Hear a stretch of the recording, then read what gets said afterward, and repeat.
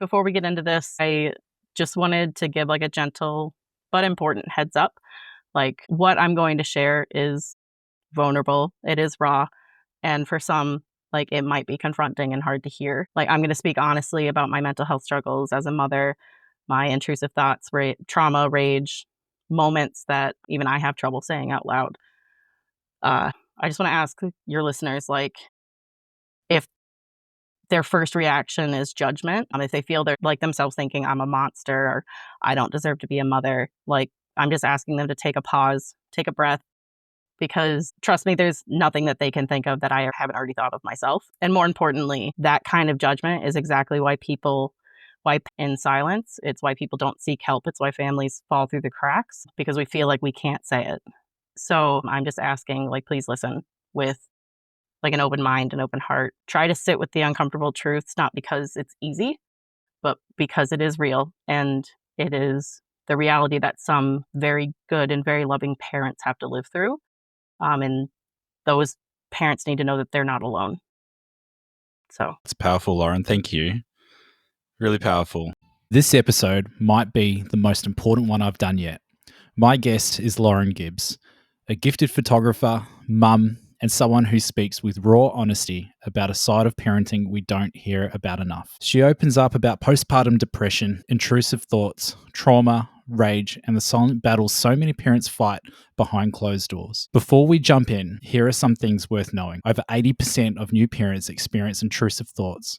Around 50% of mothers and 20% of fathers report thoughts of harming their baby, not because they want to, but because of anxiety, trauma, or OCD. It's their brain's way of trying to protect them and their little ones. And yet only a small fraction ever speak up because of fear, shame, judgment. This episode is confronting at times, but it's real, and it might just help someone feel seen for the first time. Let's get into it. So, Lauren, welcome to Drop Balls and Big Calls, and thanks for joining me today. thanks for having me. So you're living in North Canterbury in Rangiora and originally from the United States, I understand. Yeah. Yep. That's correct. Oh, amazing. Well, one of my favourite parts of the world, North Canterbury. I'm not biased or anything, but I am from there. And how's life in North Canterbury these days? It's good. Yeah. It's good. We're having a bit of cold weather right now. We actually had a few nice days, which was a needed break. We got to get the kids outside, which is amazing because kids being cooped up inside is they just go crazy. So getting them outside, letting them be in the wild. Yeah, it was good. But yeah, things are going really well here. How long have you been living there now? So Michael and I moved to New Zealand October 2021. Amazing. Yeah, and we've So kind sort of of the been, back end of the COVID period.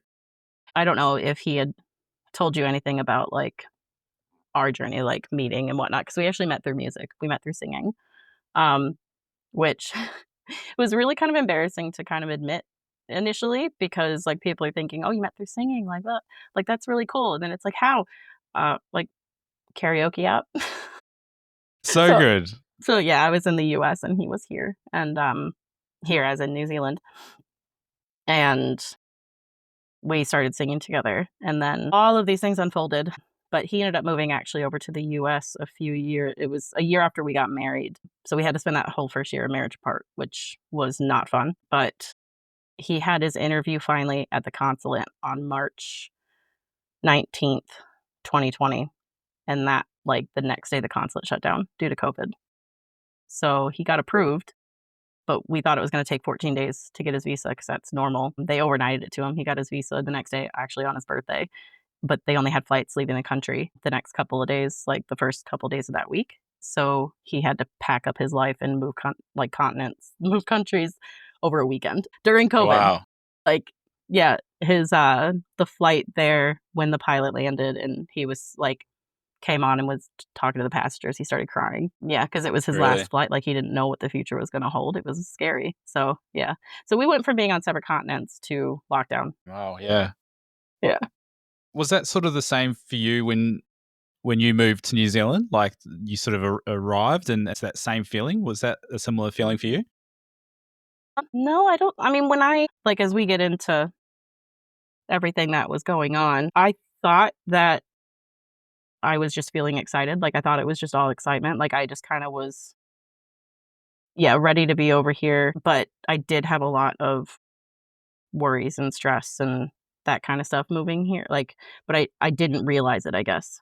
It, like, kinda hard to explain, but yeah, yeah, things drastically changed, though, once we moved here and once yeah, everything just started to unravel. Sure, Yeah. we'll come to that. We'll go on a sort of a good structure there.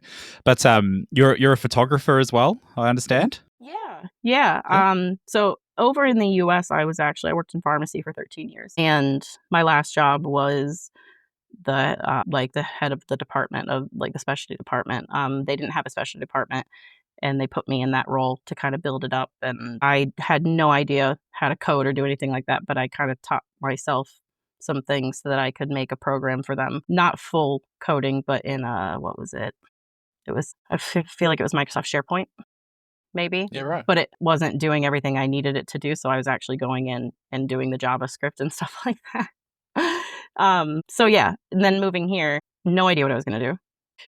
Pharmacy, since I didn't have an actual, like, pharmacist degree, it didn't translate over here, and I was having trouble understanding all of it.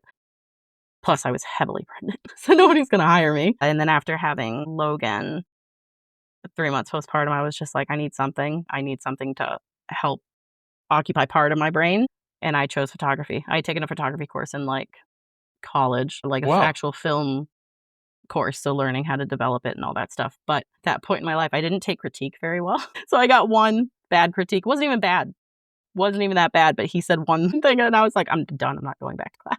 So I didn't even finish the course. But, yeah, I started photography here and did not know how that was gonna go, but I entered the Iris Awards last year. So the Iris Awards are the, most prestigious photography awards for New Zealand. It's, New Zealand Institute of Professional Photography runs these awards, and people from, like, Australia enter New Zealand. Actually, we've had people from all over the world enter, but I thought I wasn't gonna do very well. It was kinda my friend who talked me into doing it, and I actually was a finalist for New Zealand's Family Photographer of the Year. Like, they called my name. Congratulations. Thank you, yeah. They called my name, and I was just like my jaw just dropped, and I was like, "What is going on?" I didn't expect to hear my name. And then this year, for the Asia Pacific Photography Awards, I won the maternity category. So I got 1st place and won the whole category. I got a trophy. It's actually right there. Beautiful. Yeah. So it's going well. I'm definitely passionate about it. That's amazing. Sounds like it's really yeah, changed things for you and an awesome creative outlet as well. Yeah. Yeah. It's definitely been a creative outlet, and it's also a way that I can help people.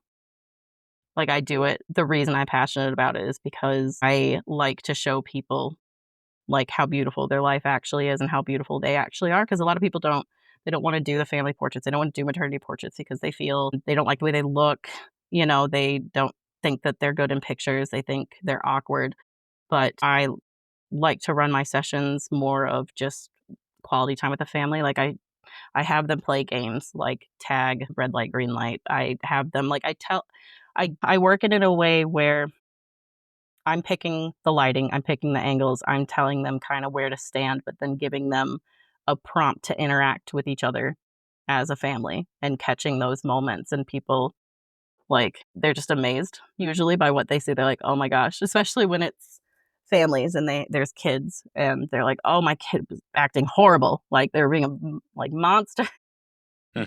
They're like, you're not gonna get anything," and then I'll send them their proof gallery, and they're like, "Oh my god, like, how did you capture these moments?" So it's really nice. How did you come up with that structure or that idea to do those pre-activities to get those shots? I mean, there's a lot I can't take credit for that. It's like it's not an original idea. It was just kind of because I had a hard time finding, like, actual, schooling here, where we couldn't afford for me to go to university, a lot of my learning is done by research online. So a lot of what happens when you're starting out as a photographer is you need to find your place, you need to find what you like, so you kinda just do everything, and you take any advice that kinda comes your way, and I've tried a bunch of different styles, and that style was the one that just kind of spoke to me the most. I finally have gotten into that groove where, yeah, that's what works for me and that's what I like to do. Oh, that's awesome, man. Congratulations on your awards. That's really cool Thank you. recognition. Amazing stuff. So, Lauren, take me back. Who was Lauren Gibbs growing up? What's your earliest memories, and where are you from originally? So I was born in the US. I was born in Ohio. Spent I think I was like, I don't know, 11 maybe when we moved. I can't remember the age. But we moved to Minnesota, uh, which is basically dead center of the US, but bordering Canada, so all the way up north. Me, gosh. I was an awkward kid. Like I was just, yeah, I was awkward. I was oblivious. My parents used to always make fun of me because I was so oblivious. I would miss things that were like right in front of my face. But I was adventurous. I'd love to go outside, love to climb, love to, yeah. Uh, was just kind of a happy kid for a good while. The move to Minnesota. What drove the to Minnesota from Ohio? Maybe if you like paint the picture of your family. So, at that time, my parents were divorced, but my mom had remarried to this wonderful guy. It's my stepdad, Chris, and he's been with us since then. But his job was he had to travel a lot for his job. So they finally they had positions available where he could actually work in an office and travel a lot less. And it was either Minnesota or Kansas in Tornado Alley. My mom was like, "Oh, fuck that!" Like, And fair enough. so they chose Minnesota. So we drove the whole way from Ohio to Minnesota for that move. And yeah, honestly, I think it was one of the best things that kind of happened to us. So it was me, my sister Brittany, my full sister Brittany, and my mom and my stepdad, and our zoo of animals. We had 4 cats at the time, 3 dogs, 7 birds. My parents. My mom is we love animals, animal lovers, but she's kind of one of the people that is like she'll take anything in because she has such a big heart. Yeah. So we ended up with a lot of pets. Yeah, sure. I love them, but it's just the inevitable heartbreak of having a pet, you know? Yeah, they never live long enough, do they? No. And how was the transition for you? Obviously, moving to a new area. You said you're 11, yeah? I think around 11. Yeah. So you're starting a new school. You've moved away from your friends. I suppose that you've developed in your early childhood. What was that move like for you? How was the adjustment there? I honestly I don't remember really having friends. Like, I mean, I did. Like, I could go to school and, like, I'd get along with people, like, people liked me, but I don't recall, like, having actual, like, friend relationships. And then so moving to Minnesota was the same. Like, I can kind of, um, belong anywhere, I guess, but at the same time not. Like, I was bullied quite a bit when we moved. Uh So it was weird. It was this weird balance of fitting in, but at the same time not fitting in. And I just think I just didn't understand it. What was the bullying about? Like, do you recall what it was targeted at? I've always had trouble with my weight, and it was probably just because, well, of things I know now as an adult, but back then I didn't know. I just didn't understand social cues. I didn't, you know what I mean? I was awkward. So, and I think it made me a bit of an easy target for bullying. So I remember it was our 2nd year there because the 1st year I was in 6th grade, but that was still elementary school in that state. And so we were moving up to the new middle school and we were taking a tour. And one of the girls that bullies me, we got to the nurse's office and she's like, "Oh, Lauren, you'll be spending a lot of time there." Like, because that's where I would go when I was getting bullied. I didn't want to be in class. So I'd say I was sick and go to the nurse's office. So she was even making fun of me for that. Yeah, Kids are cruel, man. I look they like are. fairly relatively similar experience in my schooling years, to be fair. Sorry to hear that. It's rough. Yeah, it is. It is. Kids are bloody cruel. There's no filter. They don't know any better, right? No, and your world is so small as a kid. Like, you really think that honestly what's right around you is that's the world. You don't understand how big the world is and how many other people are out there, and so it means a lot to about what others think of you during Mm. that time when you're growing. I'm really hoping that I can teach my boys more self-worth than I had and, like, more confidence and try to prepare them as well as I can for bullying. I know I can't stop it, but yeah, it just Yeah, breaks my heart thinking about I go through it. it's gotta be fucking terrifying, like, as a parent. I think about I'm assuming we're pretty similar age, so I was thinking when we were younger, like, we didn't have access to all the social media that No. kids do now. You could leave the school and it essentially ended at the gate, right? Yeah. And I think kids these days don't get that opportunity, No, it unless they're well follows them protected from everywhere. it. Yeah. No, Yeah. I think we were lucky in that aspect. Yeah, because I remember when my school got its first computer. You know Me what I too. mean? Like, yeah. Yeah. Yeah. It's amazing how much progress we've made with technology, but it has had its downfalls too, and I think that's one of them. I think that yeah, I'm so worried about how to protect my children from that. But I worry about everything. Yeah. I worry about absolutely everything. And I mean, that started from I mean, I've always been that way, but I didn't really realize it. And then I wasn't supposed to have kids. Like, growing up, that's all I wanted to be. I was born to be a mother, like, I felt it with, like, every fiber of my being. I was meant to be a mother. I was told that I was gonna have trouble conceiving, and there's a possibility that I wouldn't be able to have kids. So, And my that was whole at a life very young age, right? yeah, it was like a teen. Yeah. So, like, my whole life, I grew up and thinking I can't have kids, and so there were periods of time when I actually grieved that child I couldn't have, which might sound really stupid, but, like, it really felt it. Like, I was so incredibly sad and distressed that I this was not gonna be my future. And then fast forward, let's see, how old was I? Late 20s, and I got married, and not gonna go too deep into that, but, was an abusive marriage. It just took me a long time to admit that it was abusive, not because, like, I was ashamed. I mean, shame did kind of follow, but it was because I didn't understand it was abusive, because there weren't bruises. It wasn't physical. So you kinda look at, well, I'm not getting hit, like, he's not hurting me in that way, so he's not being abusive. But it was psychological, it was emotional, it was spiritual. It was like yeah. So he had me believing at the end that if I left him, that his gods were gonna punish me and that I would die of ovarian cancer and never have kids, which sounds crazy, right? Like, how can somebody convince you of this? But his control was that strong, because I had been with him for years, and it doesn't start out with these crazy things. It starts out really small. Uh, and so, yeah, got that was towards the end of the marriage. I was going to bed every night, basically contemplating whether I could survive, like, another day or if I should just end it because, leaving wasn't an option because I knew I could not live without having kids. So, When you'd already been told this, right? yeah, I'd already been told it, but From now I'm being told that I will, like, for a fact, that it's some external force that's greater than me that I can't see that is going to actually punish me and not only not give me children, but, like, kill me, you know? So, that's when Michael comes in.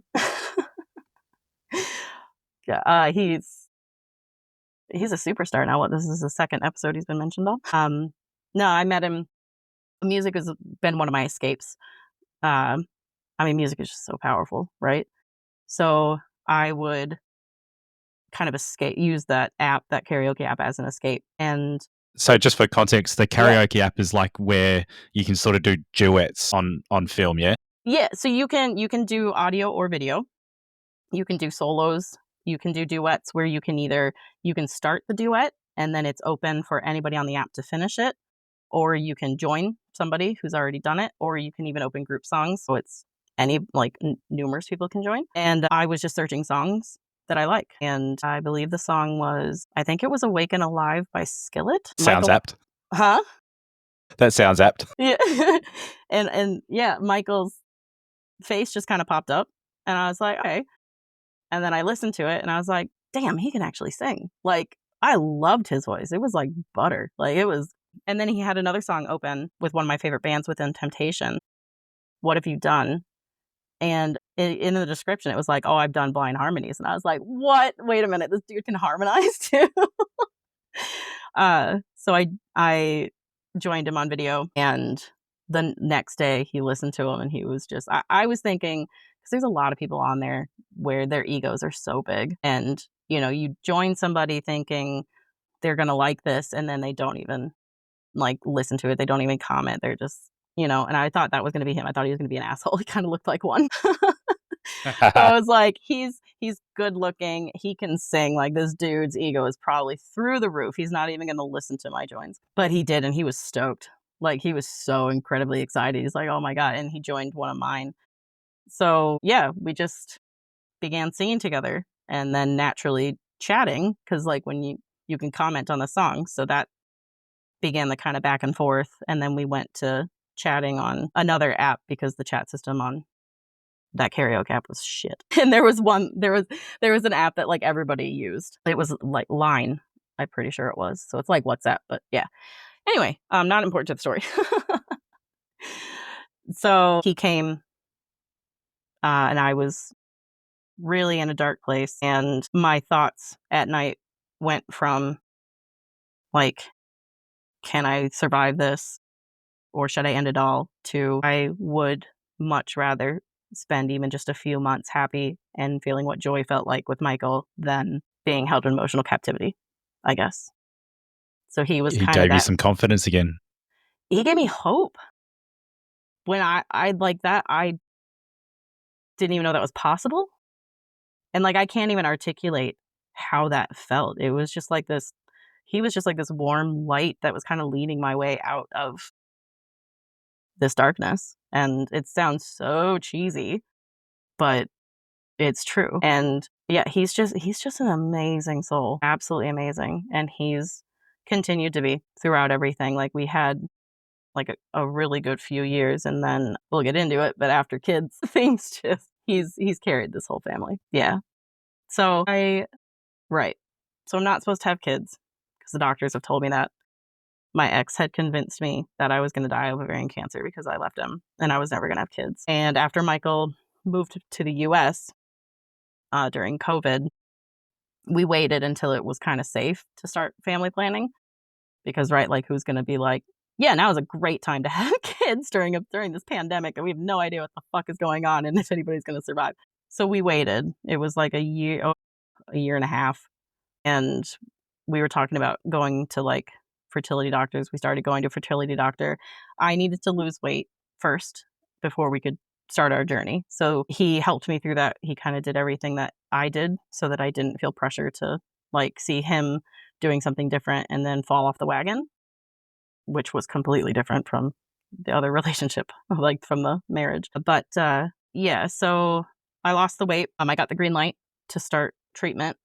My next call was supposed to be when my cycle started so we could start our fertility journey, and my next call was, "I'm pregnant."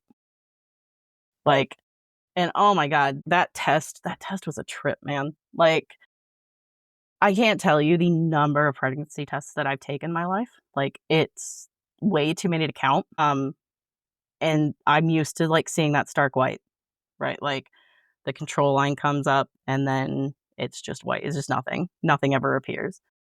And each time that happened, like, felt like a part of me broke, you know? Even in the past relationships and in the abusive relationship, I still wanted that child. So I was still, like, going through getting all these negative tests. And so the one, right? I took the test and I had to take a double take. I was just like, "What?" Like, "Wait a minute." Like, it wasn't a very clear, like, "Oh my god, I'm pregnant." It wasn't like that lie it was just it wasn't stark white. Like, there was a tiny little anomaly, and I was like, wait, hold on, am I pregnant?" Like, looking at it under as many different light sources as I can find, taking pictures of it, and trying to, like, adjust the contrast, adjust the saturation, and, like, all of these things, just to see if this was actually what I was seeing, and I ended up sending a picture to my sister, and she was like, "That's a line and there's color." She's like, "You're pregnant." I was just like, "Oh my god." And you would think this would have been, like, a really happy time, but honestly, it wasn't. Like, I immediately got scared. I was immediately terrified because I'm not supposed to have this kid, right? Like, doctors told me I probably wasn't going to, but then my ex drilled it into me that I wasn't supposed to have this. I'm actually supposed to die. So I was so scared that something was gonna come and I was gonna lose the baby, or I was gonna do something wrong and lose the baby. It was so hard. I was worried if I got up on the wrong side of the bed, I would lose the baby. If I didn't pray, I'd lose the baby, and I'm not a religious person. Like, spent a long time questioning God and why me because of all of the shit that I've been through. Yeah, it was like I felt that I needed to do these things to not lose the pregnancy. And it kind of continued throughout the whole pregnancy. It just started to shift, but like I couldn't bond with the baby that was growing inside me because if I did, I'd lose him. Couldn't buy anything for him. You know, supposed to be excited that you're having a baby and you can go out and buy all these cute baby clothes and all this stuff. I was so scared that if I bought something that was going to set a chain reaction off of events and I would lose him. And it feels really stupid. The guilt that I feel because there's women out there that's their reality. They've lost babies, right? Yeah. Whether it's a miscarriage or they've actually lost children. And here I am feeling this way when it hasn't even happened. Like I'm just scared it's going to. And that was one of the because I got pregnant, that's why we were looking at where are we going to live? We're going to live in New Zealand. We're going to live in the US. And there were multiple reasons why we chose New Zealand, but some of the key ones were I felt a lot safer not being on the same continent as my ex, but also the way that New Zealand and the US were handling COVID were very, very different. And I'm not saying like I know for people that were actually here in New Zealand and lived through how it was handled. There's people that disagree with how it was handled or not, but you got to understand that being in the US, seeing a country that had eradicated it, that looks like amazing. Like you want to be there, especially me with thinking that the most random things are going to make me lose my child. Obviously, COVID was a real danger. So we chose to come to New Zealand and we went through the whole process. We got approved, ended up getting a spot in quarantine,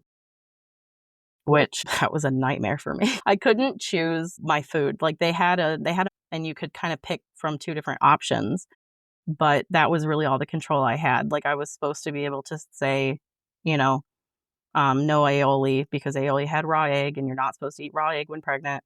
And, I'd have like undercooked meat show up and stuff like that, which I was obviously very, very kind of over the top with it. Like I was terrified. So I don't blame I don't blame the hotel that we were in, but it was hard. How far through your pregnancy were you at this point? 7 months. So yeah, okay. So you're pretty late stages. Yeah.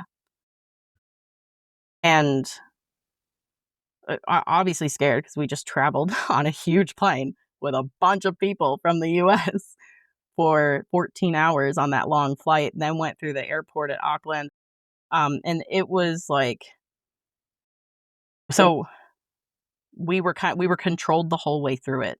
I don't even remember how we got our luggage, if we had to pick up our luggage, but then they loaded us all in these buses, and we could only be with the people that we were on the plane with. They loaded us all in these buses and then drove us from Auckland to Rotorua was was our group.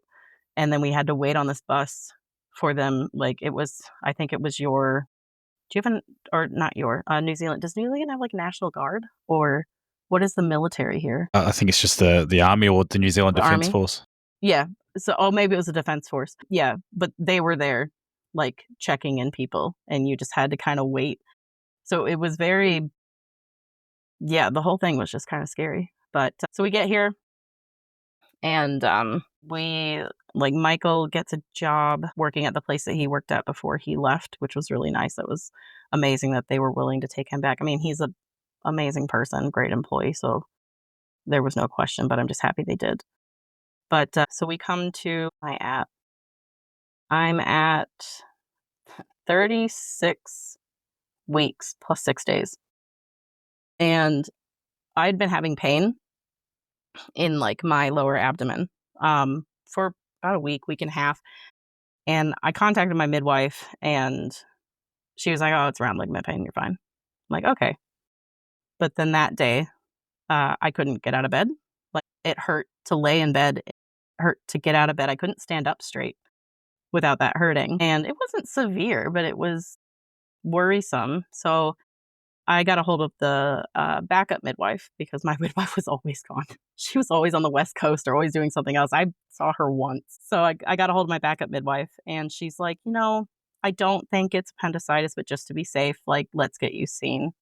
And I was so surprisingly not worried about it. With everything I was worried about, I was surprisingly not that worried because I told Michael, "Oh, just finish your workday and then come get me." It wasn't like, "Take me to the hospital now." So he finished work, he came home, he got me, took me to 24-hour surgery, and, they're like, "You would be a lot more sick if you had appendicitis. We don't think it's appendicitis, like, you look pretty good." And they're like, "But we wanna make sure it's not labor." I'm like, "Okay, cool." I'm just along for the ride.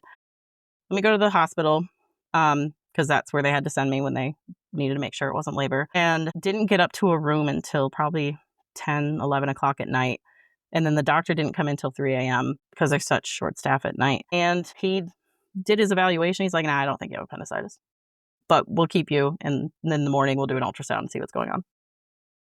So in the morning, getting the ultrasound tech, like, she's like, "Where does it hurt?" I'm like, "Right here." And so she puts the probe there, and there's something there, and I'm like, "What is that?" And she goes, "I don't know." I'm like, "What do you mean you don't know?" So she's like, "I think that's your appendix. I need to go convince my boss that that's your appendix." I was like, "What do you mean you have to convince? Like, isn't that your job? Like, what do you?" So she comes back, she's like, "Yeah, that's your appendix." I'm like, "Okay, cool, cool." And luckily at this point, because my brain is so good at this, I had already prepared for this scenario. My brain prepares for anything that could possibly happen. So, right when my midwife had said, "I don't think it's appendicitis," my brain was going through all the scenarios, and that was obviously one of them.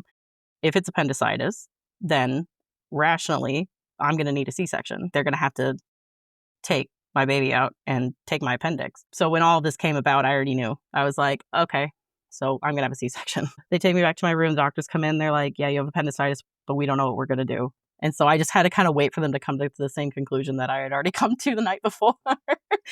Um, and they did. They came in, they're like, "You need an emergency C-section." I asked them if I could be awake for the whole thing because, like, my birth plan had already gone out the window completely, right? They ask you all these things like, "What music do you want? What lighting do you want?" Well, all of that fucking went out the window. And I was worried that them taking him out, I was gonna have trouble bonding. But if I was completely put under and I just woke up and all of a sudden my baby's not inside me anymore and he's his own person, I think that I wouldn't have handled it. So the surgeon that was doing the appendectomy was like, "Oh, yeah, it's fine." So I had the surgery. I had completely awake, had my C-section, and then they pretty much tag teamed. And they're like, the other surgeon went right in and took my appendix out. And I heard Logan cry, just a little, like, little sound, and then there was nothing. So I'm pretty, like, I wouldn't say incapacitated. I'm alert, but I'm, going through another surgery with like getting my appendix out, and I have no idea what's going on with my baby. I can't hear him. And he needed resuscitation for 25 minutes, which it was like he's fine, but it was kind of scary not knowing what the heck is going on. And then we get to recovery. That's all good. Surgeon had said because he was 37 weeks exactly, which is technically full term. So he, like, was full term on a technicality. But because he was on that line and because he needed the 25 minutes of resuscitation, the surgeon was like, "I want him to have 3 blood glucose checks." And I don't remember this. I mean, I just went through 2 surgeries. I'm hopped up on oxycodone now because the surgery Yeah. is done. My hormones are plummeting because the baby's out of me, my placenta's out, like, my body's adjusting. So, my memory's crap. So we get up to like, they do the first one, it's fine. The hospital midwife brings us up to our room and she's like, my shift is done, but just to remind you, like, he has another blood glucose check at 11 or whatever time it was. Maybe it was 1 a.m. I don't remember. And we're like, okay, sweet. And then that time comes and goes. And we're like, they didn't come in. So we called the midwife or the nurse midwife, whoever comes in. She's like, oh, no, we only do one. His first one was normal, so we don't do anymore. And we just went, okay. Like, they're the professionals. They know what they're doing. And left it. But I was having trouble. He was so sleepy. And I brought that up and they're like, oh, he's just a newborn. That's what they do. I'm like, okay. But I was having trouble breastfeeding. Like, he wouldn't eat and nobody helped me. Nobody showed me how to breastfeed. They weren't offering me assistance. And the next day that midwife brought in like a breast pump, but she didn't show me how to use it. And so I didn't know what I was doing. And again, I'm hopped up on so many pain meds and like and I didn't sleep that night. So I'm not in a good state of mind. And then she says, your baby's not getting enough food. He needs formula, which doesn't sound like a big deal, but nothing else in my birth went the way that it was supposed to. And that was one thing I was passionate about, was like, I needed my baby breastfed. Like, I didn't want to do formula. And I knew that if a drop of formula touched his lips, he would no longer be eligible for donor milk. So it was just like this panic that kind of came over me. And I was like, this isn't right. This isn't right. This isn't right. But I asked, like, can you have donor milk? She's like, no, you're not. You're not eligible. I was like, okay. And finally just gave in. She's like, it's just one little syringe. I'm like, okay, well, he needs to eat. So fine. So she brought in the syringe. I don't remember who gave it to him, whether it was me, Michael, or her. But I just kind of withdrew into myself. I was just quiet. I may have looked sad, but I was just quiet. I was trying to cope and take it all in. And she goes, well, now you made me feel like I've done something wrong. And I'm This is a like, nurse. this was, yeah, the nurse or the midwife. Yeah. And I was like, no, I Fuck me. just, yeah. I was like, no, I just like this, and then her shift, she left because her shift was ending. And the next midwife came in and she was like writing up his feeding schedule on the board. And we're like, well, no, we don't want to give him formula. I really want to try to breastfeed. And she goes, all right, fine. Then you have 30 minutes to fill up these 3 syringes or else he's getting formula. Fuck me. And yeah. And Michael. Michael is not confrontational. He doesn't he doesn't really get angry like that. And he like called for the head midwife and she came in and he goes, that midwife is not to enter our room again.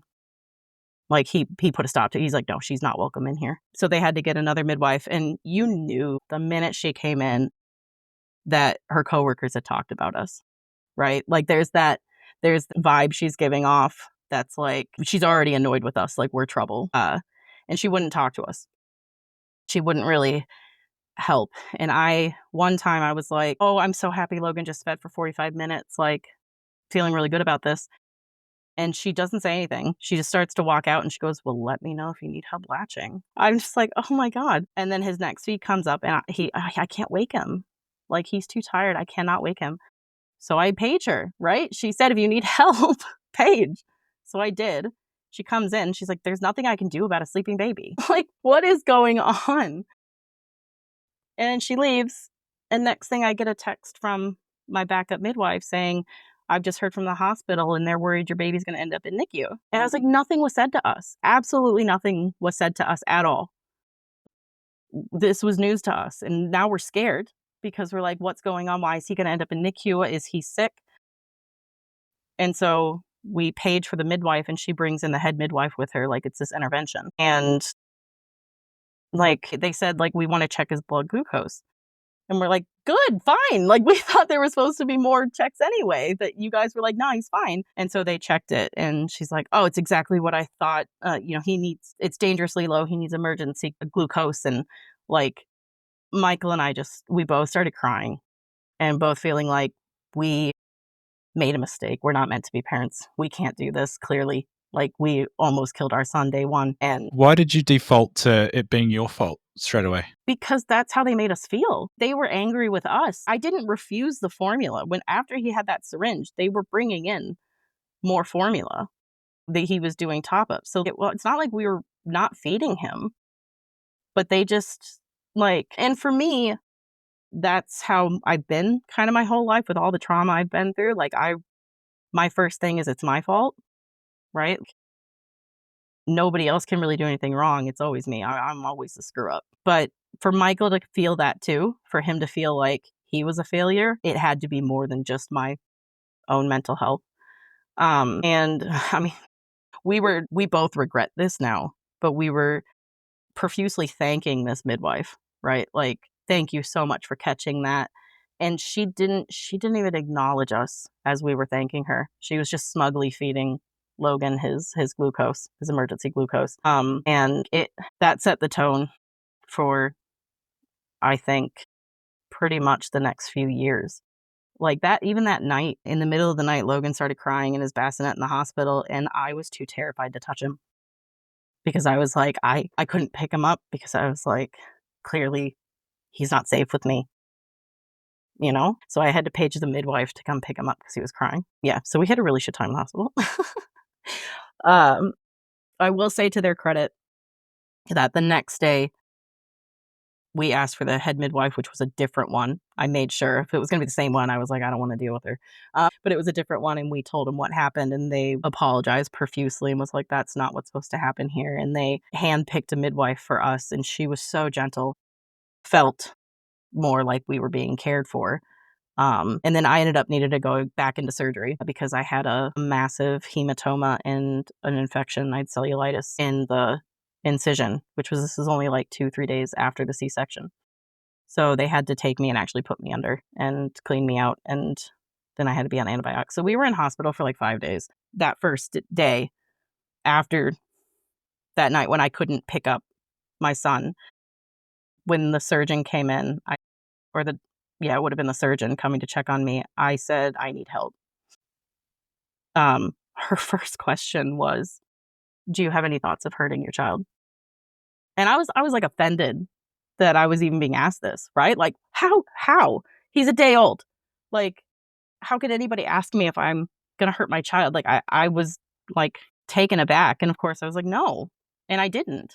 The only thoughts I had were that he was gonna get hurt, and maybe it would be like negligence on my part, or maybe it was gonna be a medical thing. Like, I didn't know, but it wasn't that.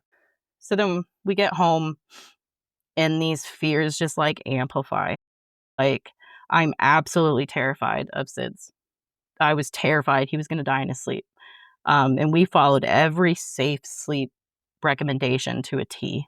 Like, we sterilized the bottles every time, and if I wasn't sure if they had been done, we'd do them again. And I wouldn't let Logan be sleeping and both of us sleeping. So one adult had to be awake with Logan at all times. Poor Michael. But I was just too scared. And I was scared that whatever force that my ex had me afraid of was lingering and just waiting for me to fall asleep so he could come take my baby. Yeah, it was just all these things. And like I Look, knew I wasn't. Huh? I'm sorry. no. Sorry to break your chain of thought there. I just wanted to say, like, even without all that stuff happening in the hospital before you left, I don't know how many days you were even in there. It didn't sound like a long period of time, but a lot had happened in that time. But even my own experience leaving the hospital for the first time with your baby, and that probably first few weeks afterwards, it's fucking terrifying on its own, Yeah. right? You've been given, if you're lucky, really limited like instruction on how you should go about things, how to look after the thing, basically. Yeah. Interestingly, I had the same thoughts about the overnight stuff, like any little noise, like petrified. Like it is terrifying. You just don't know what you've got yourself into. You don't know what the sounds mean. You don't know Yeah. what's going right, what's going wrong. You're just going by feel, right? But you've had all this previous context before even leaving hospital. People that did not give you the love and care that you really needed. So yeah, I can't imagine how you must have felt at that point. I mean, unfortunately, with Christchurch women's, it's not a rare story. Like, I actually just did a newborn photo shoot, and the mother had disclosed to me before the shoot that she was struggling. And during the session, I was talking to her, and I mean, her experience mirrored mine so much. Like, down to the emergency C-section, and then the midwives just being jaded, just rude, and just making you feel like, and I think it was the formula as well, but, like, just making you feel like you are not a fit parent and you don't know what you're doing, and not having that support that you need. So, yeah. Do you feel that your experience is linked to perhaps legislative standards, or is it more linked to burnt out hospital staff? What do you think is the reason that that team was like that in that scenario? I would think both. They're underfunded, they're understaffed. I mean, we had just gone through COVID, like, the worst part of it, and a lot of people, I think the mandate had happened at that before that, that people had to be vaccinated or else they couldn't go to work. So I think a lot of staff, like, they just didn't have the staff, and they had worked through COVID, right? That would be a necessary job that you would continue to go through or go to. So I I don't know why, but I could speculate that it was absolutely burnout. It was like, yeah. If you could reflect now on that time and say, let's say you had a group of new midwives sitting in front of you and you were talking to them about how important their job was, what advice do you think you would give to that cohort or anyone in healthcare? I mean, I would just say that I don't really know because it's not that easy. I mean, I could say, remember that these are human beings that you're dealing with and try to put yourself in their shoes, but it's a lot easier said than done. Like, especially when you're in survival mode, which I was assuming they would be for being so overworked, so stressed out. Like, they're just trying to survive themselves. And then you can't really regulate your emotions as well when you're going through that stuff. Sometimes your brain completely shuts down. Like mine does, I know. So I don't know. What sort of stands out to me as you sort of talking through all this stuff though is you have an empathy there for them at the same time. Yeah, absolutely I do.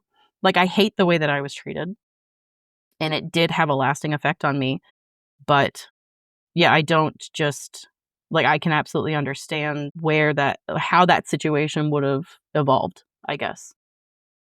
And I with how much I've been through in my life, I do a lot of reflection, and that's something that I actually I'm kind of proud that I'm able to do, but I do look at the other side of things. Like, I do see both sides, and that also might just be because it's kind of one of the gifts at what my brain does, but it also has the same mechanism for some of the ways it tortures me. Yeah.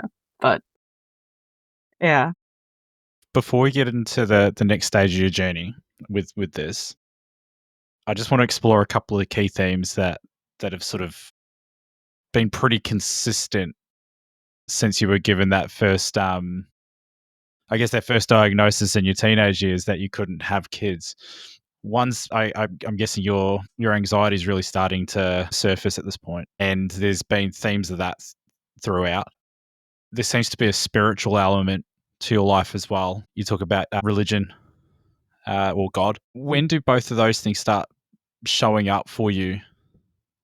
Like what did that look like in your early context as a teenager? Honestly, it's kind of interesting that you say that it's coming off that like, I'm religious, and I understand why that is, but, like, I grew up Lutheran, yeah, Christian Lutheran, and, like, we would go to church, it was the Easter and Christmas stuff, like, it wasn't there was a while there where my parents found a good church that they liked, and we were going every Sunday.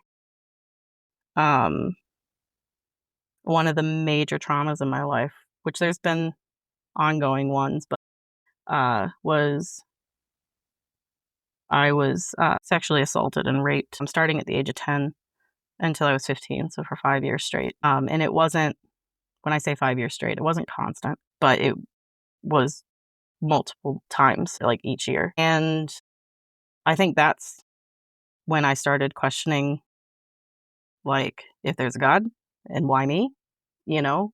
And I feel like that's kind of a common thing for a lot of people that go through trauma is they start to question. So I've kind of, as I've grown, never really gone back to believing in like the at least the Christian God. And then when I met my now ex-husband, he he practiced paganism, like Norse gods, like he was into Vikings and all that stuff. And the kind of music that I like is, or it like metal, rock metal, symphonic metal, that kind of stuff. He was more into like the death metal and black metal, but it's very common, I think, like the Norse and metal kind of can go hand in hand. I don't want to um, I feel like I'm probably making a correlation that doesn't exist, but it kind of felt like that. Felt like a lot of people wore Thor's hammers and like, you know what I mean?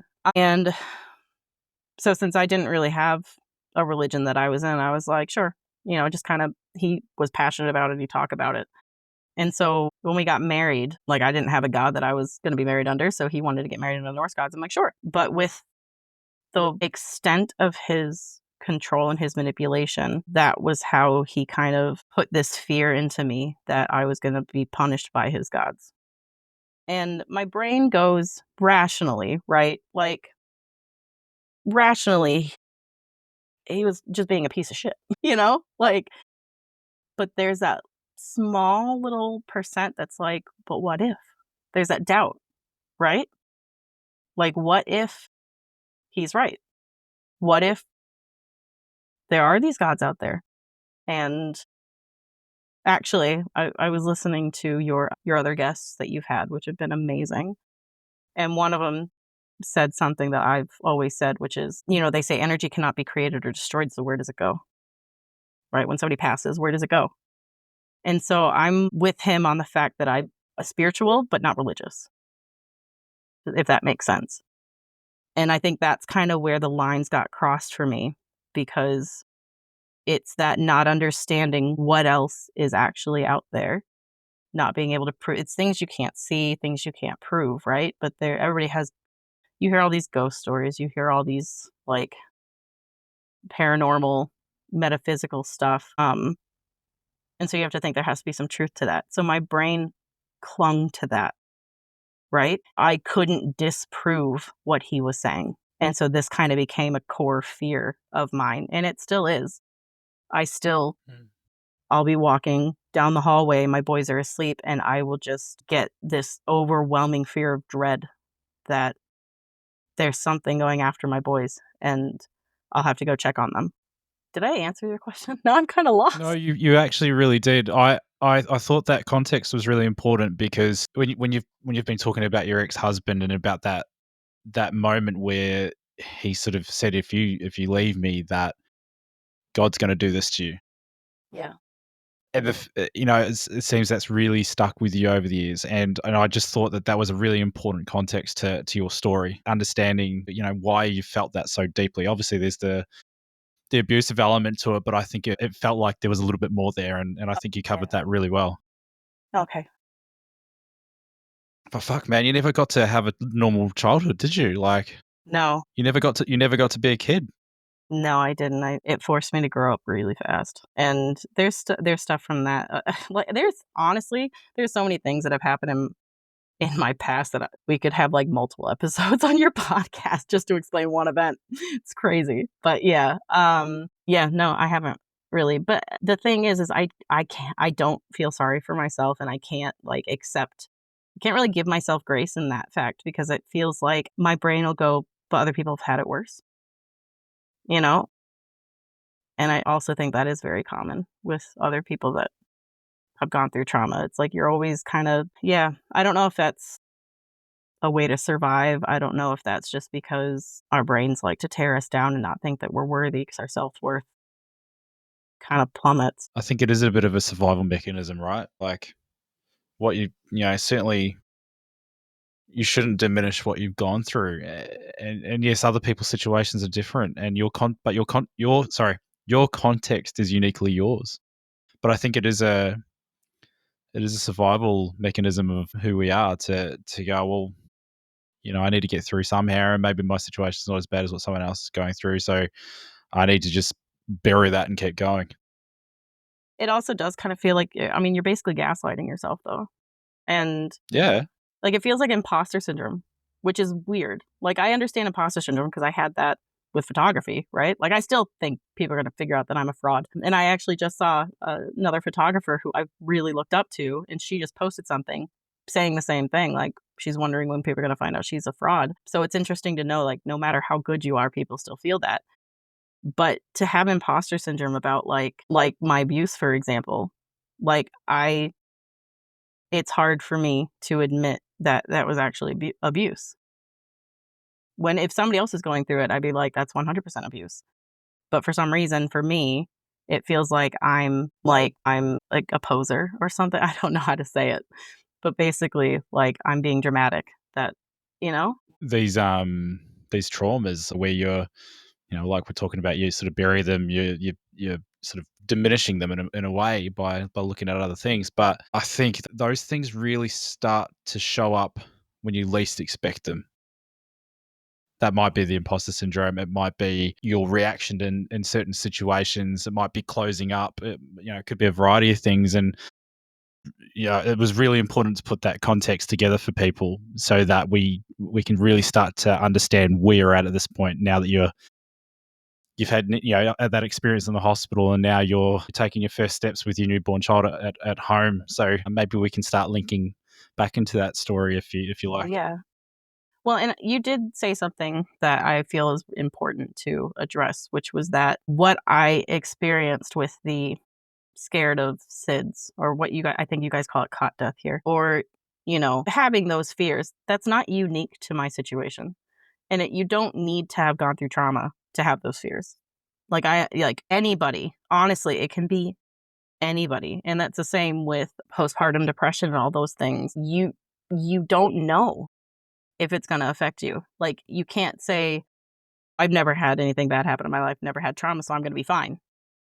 Like, it honestly can, all of this can affect anybody. And I think that's important for people to know so that they don't do what I do and say, like, oh, my situation wasn't that bad. So clearly I'm not struggling when they are. That makes Mm. sense. Yeah. But yeah, yeah, so going through all those, I guess, normal parenting fears, but at the same time, not normal. uh, I got a letter from Mothers and Babies, because remember that first day I said I need help, and it was basically the gist of the letter was, I'm not sick enough. Like, their resources needed to go elsewhere. So I'm in a new country without my family, without my friends, a newborn baby that I'm terrified that he's not safe with me, like, that something's gonna happen. And now I felt very abandoned and almost invalidated, like, my struggles were not valid, right? I didn't need mental help. So, It's a resourcing issue, right? yeah, it was, and I'm That not blaming Mothers and Babies for this. And no, even but at it's the time, still I understood. I was like, if there are mothers out there that, and I think there were more, it was like postpartum psychosis and stuff like that, that the ones that were delusional and stuff needed more urgent help. And I'm not belittling their, like, I'm not um there is nothing wrong with you if you have experienced postpartum psychosis. I'm just saying that I understood that there was women out there that probably needed just more urgent help. why I said that is because it wasn't empathy for that situation, but it was like, for me, fuck, it's a kick in the guts for you though. Like it just must have made you feel like Alone. must have made you just diminish your feelings even more in many It ways did. and go, well, what the hell is wrong with me if these people can't see it? You Yeah. know? It did. It absolutely did. And so it just added on to the guilt and that shame. And, for spending most of my life grieving the fact that I couldn't be a mother, and it's what I wanted most in the entire world. Now, being, like, at that point, being a mother, but not enjoying it, not happy. I'm struggling, I'm scared every day. That guilt of, like, I should be grateful, I should be happy, I should be this mother that I always thought I was gonna be, and that guilt is heavy. Like, and yeah. How long had you been out of hospital when you had received that letter? How long had you actually been home for? I think a couple weeks. So not long. You're Not still long, recovering no. from all the surgery and Yeah, indicated that you needed help, yeah, and so they've reached out to the service for you, and takes 2 weeks to hear anything. and it was, yeah, denial. And I had a midwife, and I honestly, at the time, didn't really think anything of it, but looking back, how did she not see it? Like, I kept getting the feeling she was annoyed with me, and there's one scenario that, like, kinda paints it perfectly, and it was so Michael had this beloved cat, Cinny. Like, Cinny was his companion, and when he moved to the US, like, his mom was taking care of Cinny, and then we moved back and surprised that Cinny was still kicking, but after we moved back, she went downhill, and his mom sent us the message, like, "It's time," you know? And so I made the call to the vet because I didn't like, both of them were just trying to cope, so I made the call to the vet, made the appointment, supported Michael, and kinda helped talk him into going into the room so he could be present when, you know, Cindy passed. And we get home, we have Cindy in a box, we're gonna bury her, and I realize that she still has her collar on, and I don't want Michael to see the shell that used to be Cindy. Like, she's gone. Her soul's gone, the energy's gone, whatever was Cindy is gone. So, but I don't want him to see this. I don't want him to have that in his memory. So I volunteer to, like, retrieve the collar because I thought it'd be good for them to keep. And I reach in, grab it, and it's soaked. And I look in and there's, like, this brown liquid kinda everywhere. And I don't mean to be gruesome, but my brain goes, "Well, when we die, we lose all muscle control, so we relieve ourselves." And, okay, pregnant women aren't supposed to change kitty litter boxes. Why aren't pregnant women supposed to change kitty litter boxes? Because there's a risk of toxoplasmosis, I think is what it is. I might be wrong. Don't quote me. There's a risk of a parasite infection that could be really dangerous and for, like, the mom and the baby and could potentially lose the baby. So I'm now freaking out because I've touched this, right? What is for sure going to be bodily fluids that are probably, there's probably feces in there. So I mean, I wash my hands and I'm trying to, like, keep my mind, I'm trying to be rational about it. Like, I've washed my hands, I've done what I needed to do, and I just tried to sit with it because I didn't wanna bother her. I didn't wanna bother my midwife with it. And then I couldn't sleep. So that night, I sent a text and just kind of explained what happened. And I was, like, thinking, "I'll send it, get out of my brain, I'll get some sleep, she'll get it in the morning." She responds, and it was, "Do you not realize that when you message me, you wake me up?" And I was like, "Well, no, I actually didn't. I didn't think that a text message, like, I thought you needed to call them to alert them, right? Like, I know that they have to have their phone on because labor could happen at any time, but I didn't know a message was gonna wake her." And it's not like I had actually reached out to her that much about these things, but I was like, yeah, so I don't know how she didn't see that I wasn't okay. Like, I don't think a lot of other women would have made all those connections and been as scared as I was to the point where I felt like I needed to reach out and I was gonna lose my baby because of this situation. So, fast forwarding to now I got this letter that I was denied. Well, that's my only other support is that midwife. So, I didn't really feel like I had anything. And I went to my doctor. I kept trying to get help because I knew that I wasn't okay. Didn't really know why. I just thought it was anxiety, but I was also just terrified and went to my doctor. They had like a health and wellness coach or professional or something. And so I went to see her and she's like, there's not really much she can offer me, but they did have a study going on at the University of Otago for, like, depression, and it came with 8 sessions with a therapist, like video calls with a therapist. which is like liquid gold, right? Right. Because that's that kind of thing is so expensive. I was going to touch on that just before. Like, Yeah. it's all very well they have a few services there they could reach out to and try to get some support, right? That might be either limited or no cost. They're now declining you because they're resource poor and they've only got Yep. limited spots. the bills are piling up, and you've got the last thing that you can afford is these expensive psychologist sessions. So this is Exactly. like liquid Yeah. gold for you at this Yeah. point. So I was like, "Yes, I don't think depression is really what's going on, but sign me up, please." And I was so excited. And so I did these sessions. Her name was Robin, and she was amazing. I mean, pretty quickly, she kinda realized that I needed a lot of help. And we didn't even really our focus wasn't even really the study. Like, we tried, but it kinda took a backseat.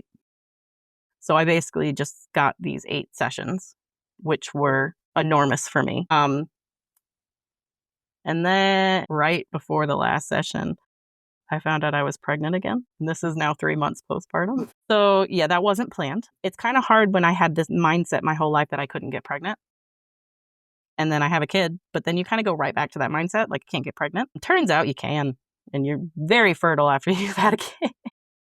Yeah. So I'm now pregnant again, just trying to survive minute by minute with my first child. And another thing that Chris kinda touched on in the first episode of your podcast was that you can love somebody, but living with them can kinda put strain on relationships. And I do think I have a lot of blame in that because I was scared of so many things, and it must have been hard to live with me. But we were living with, Michael's dad and stepmom, and we just felt the healthiest thing for everybody was for us to move out. And they had said we could stay there for 6 months, and we were coming to the end of the 6 months. So I got everything ready. I did all the paperwork, reached out to all these places, went to all these homes, and I got us a home, to rent in Kaiapoi, and I was really excited for this. So I have Logan, I get out of the house because I realize we have nothing to fill a home. Like, we don't have the basic things. We don't have silverware, we don't have plates, we don't have anything. So I was like, "I'm gonna go to the secondhand stores, to the op shops, and get some things." So I park, I get out of the car, I grab Logan, and I'm gonna take him, and I'm gonna change his diaper in the trunk first before we go in the store. And this is probably the one time I'm gonna cry. Um, I rolled my ankle in one of those really deep gutters, that they have on the side of the road. And next thing I know, I'm reaching down trying to catch Logan before he smashes into the concrete, and I miss. I had my hands on him, but not enough to prevent the impact. So his head smashed into the pavement. And I came crashing down with him. My left knee that I fell on was bloody and torn up. My right leg, I couldn't move. My ankle, I could not move. First thing I do is pick him up, and I'm screaming his name, trying to wake him up because he's gone unconscious in my arms. And I'm screaming for help. I'm on the side of the road, screaming for help, screaming his name. Scared that I shouldn't have picked him up. You're not supposed to pick up people that could do more damage, but I picked him up. I'm cradling him, trying to keep his head steady. I'm trying to claw my way into the back of the car where my purse is while trying to protect him, but I can't stand, I can't move. And a neighbor finally comes out, and we call an ambulance, and we call Michael. Michael's boss brings him to us. By the time he gets there, the paramedics are there, and Logan is moving around at this point. But the paramedics they had to gently convince me to give him over because I wouldn't let him go. I thought he had just died in my arms. So all these things I was afraid of, and then I'm actually experiencing something that, and oh, the guilt. The guilt was so bad, I just dropped my baby. So we're at the hospital, and Logan's flirting with all the nurses right when we get there. Like, he's fine, but I'm still scared, right? Like, he hit his head, he could have a brain bleed, he could die at any minute. And I'm like, "Get him a scan, please, somebody look at him," but they were more paying attention than me. They didn't wanna It seemed like they weren't interested in him, but it was probably because they saw the way he was acting. But me, I didn't know that. They do an X-ray on my ankle. It's not broken. The doctor comes back and is like, "You should be able to walk right out of here." And I was like, "Are you kidding me?" Like, I can't put weight on it. I can't stand. So she seems annoyed, and she's like, "I'll go get a boot." I'm like, "Okay."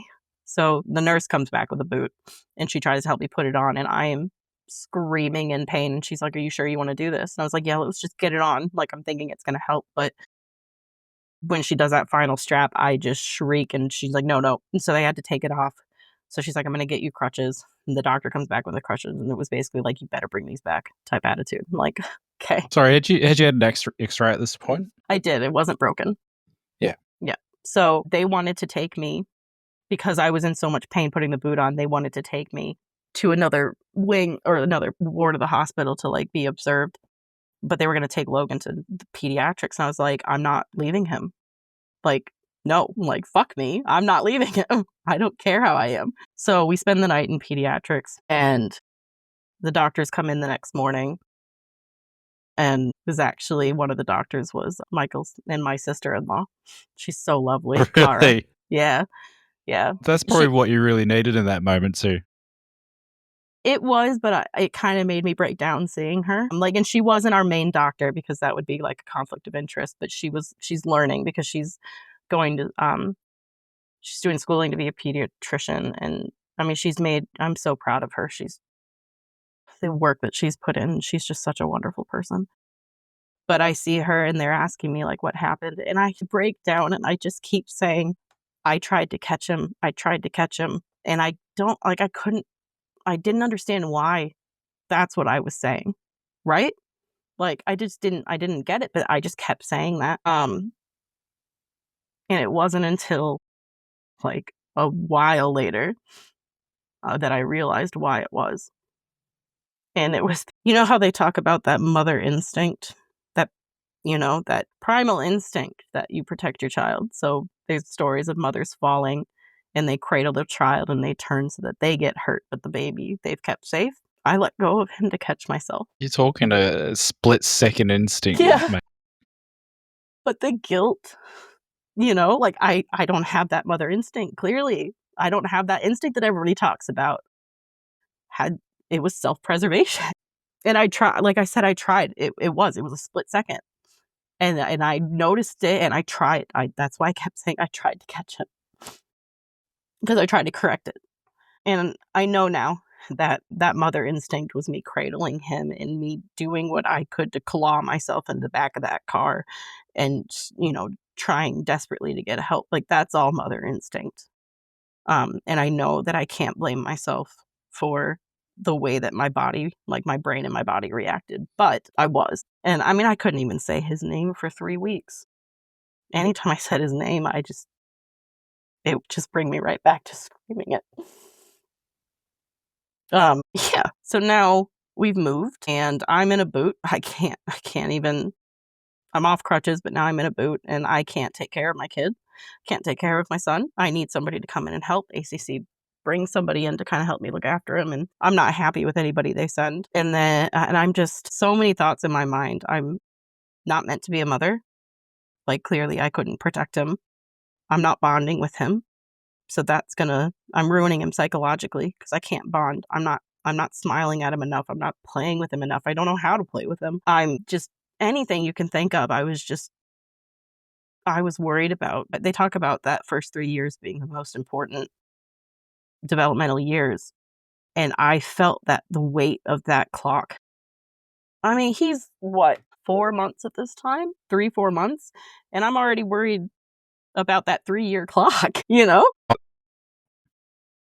And, like, you wanna do what's best for them, but, like, I'm feeling like I'm not what's best for him, and then, like, the rage hits, and the other intrusive thoughts hit where, I'm not only having thoughts of him accidentally getting hurt, my brain is now and my intrusive thoughts work in the way that they can come as thoughts, but they most regularly come as images.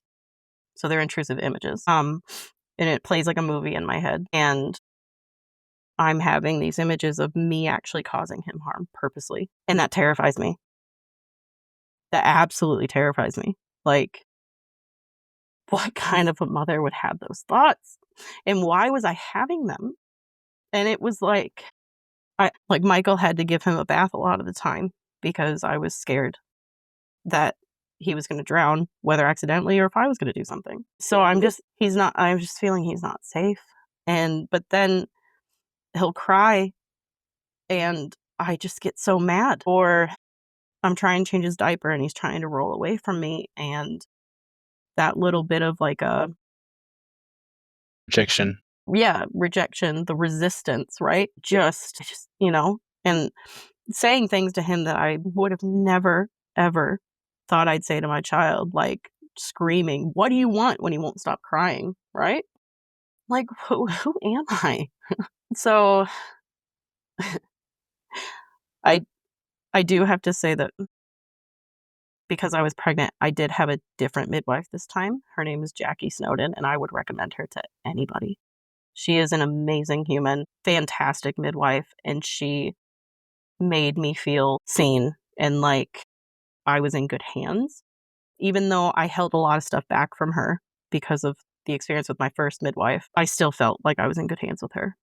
And I continue to try to get help through this time because I want to do anything I can to protect my son. So I was talking to Plunkett, and Plunkett had this PNAP program, postnatal adjustment program, I think. So they were sending out somebody, I think she was a therapist, to my house once a week.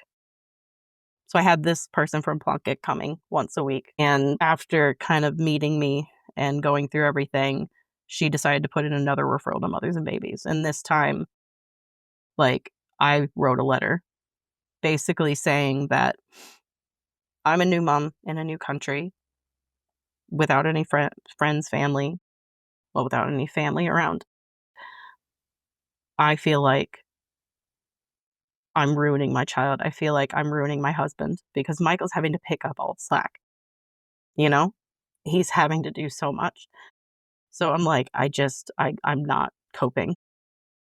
And they accept me, but they accept me for like an interview, right? And that's now months away. So, but it's something, right? So I just have to kind of survive until then. Fucking sorry. Yeah. Sorry. I'm sorry I made you No, cry. it's not your fault. You have to interview to get some fucking help. Yeah. Yeah. So keep trying to survive while I'm waiting for this. And the world just keeps saying like, "Oh, just enjoy it. This time goes by so fast." And I'm just sitting there thinking like, I'm just trying to figure out how to fucking survive the day. There was something that one of the midwives or not midwives, I'm sorry. One of the mothers in my mother's group said that was some days you thrive and some days you survive. And that really stuck with me. Because I was like, yeah, but unfortunately every day I'm surviving. So I talked to my mom throughout this whole time. And so she could tell that I wasn't okay. She's like, "You should come visit. Come visit in the US." So Logan is now 7 months and I'm 5 months pregnant. And like the whole month leading up to going to the US, because it was just going to be me. It was me and Logan, and Michael had to stay home to work. So this whole time leading up, my intrusive thoughts got really, really bad. Same kind of repetitive ones over and over again, which were Logan and I were going to be on the plane and it was going to crash into the ocean. And I'm trying to keep him alive. Not like we would have survived the crash, but that's not what my brain was telling me. But remember, it was showing me treading water in an open ocean, trying to keep my son above the water. Or there were other scenarios. Like, if I tried to push these thoughts away, they kind of come back and they up the ante. Like, they're like, no, no, no, no, no. You can't get rid of us that fast, like that easy. So it's like, okay, fine. We're in a lifeboat. We'll give you a lifeboat. But now I'm watching him die of dehydration in the sun. Or there are sharks swimming by and another passenger just takes him and throws him. I don't know why. Like, my brain was literally just going all these different places, and this was happening every night. And or we'd be in the airport and I'm holding him going up the escalator. And, kids at that age, they tend to start pushing away from you. They're learning how to move. So he wiggles and I lose him like I did when I dropped him. But he falls 2 stories off of an escalator, and my brain doesn't spare any detail. So I see the impact in the aftermath in my brain, like images. So this is like PTSD in many ways. Yeah. And I try to push that thought away, and then it's like, no, now this time he's gonna get impaled on the way down. I'm like, my brain is just such a cruel place. So But then comes time for the actual trip, and that morning of, I'm calm as a cucumber. Is that the word? Cool as a cucumber? I don't know. Same diff. I'm calm, and I'm like, "Yep, we got this," and I just go, and it's like, it was weird to me at the time. Well, not it was weird to me for a good while that, like, I thrive when there's actually, like, when I'm doing the thing that I was scared of. But if I'm, or even in situations that like, uh, obviously have all these fears of Logan getting hurt, but there was one day he was on his, one of those, like, like, ride-along bike things, and he fell forward and smashed his face into the entertainment center, and he came up and there was blood, and if that would have been in my mind, like, if that would have just not been real, my god, my brain would have gone everywhere with it. But because it was real, my brain just goes, "Okay, how do we handle this?" And I calmly go up to him, and I hold him because he's crying. I ask Michael to get me a cloth, and I'm like, "We gotta wipe it up and see where it's coming from." He just busted his lip, but it's amazing the difference in, like, me actually handling the situation versus if the situation was imaginary and I'm viewing all these different outcomes. Uh, yeah, we do the trip, come back, and then I get fucking diagnosed with gestational diabetes. Ugh. While you're So pregnant. while I'm pregnant with Finn. Yeah. So the first pregnancy with Logan, terrified that I'm gonna eat something wrong that's gonna kill him. Now my brain goes, "Well, that wasn't actually a really real concern. This is now a real concern. Now you have gestational diabetes. If you don't eat enough, he's gonna die. If you eat the wrong thing, he's gonna die." Like, same thoughts, but different. And now my brain's kinda, trying to convince me. And then there's things that are happening that's making it even harder for me to wrangle in these thoughts. Like, first time I fill my insulin, so they gave me an injection at the clinic, and then I just needed to go pick up my insulin, and they gave me, like, the insulin pen, so I just need the medication. Well, the pharmacy gives me the wrong damn insulin, but the right label. So I go home and I have what says the right thing, but it's the wrong thing, so I can't even use it, and I'm like, "Ugh." So we go to a different pharmacy for the next one. Well, they would get them to fix it, then we go to a different pharmacy for that, and they give me a prescription. Like, they hand me all this insulin. Like, Michael went in to get it and comes back out, and it's, like, this huge box. I was like, "Why do I have so much?"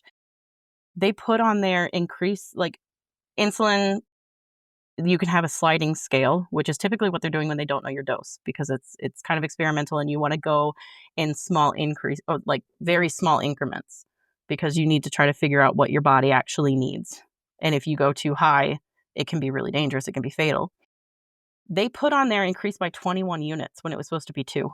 Like, if I didn't know what I was doing, that could have killed me and my unborn baby.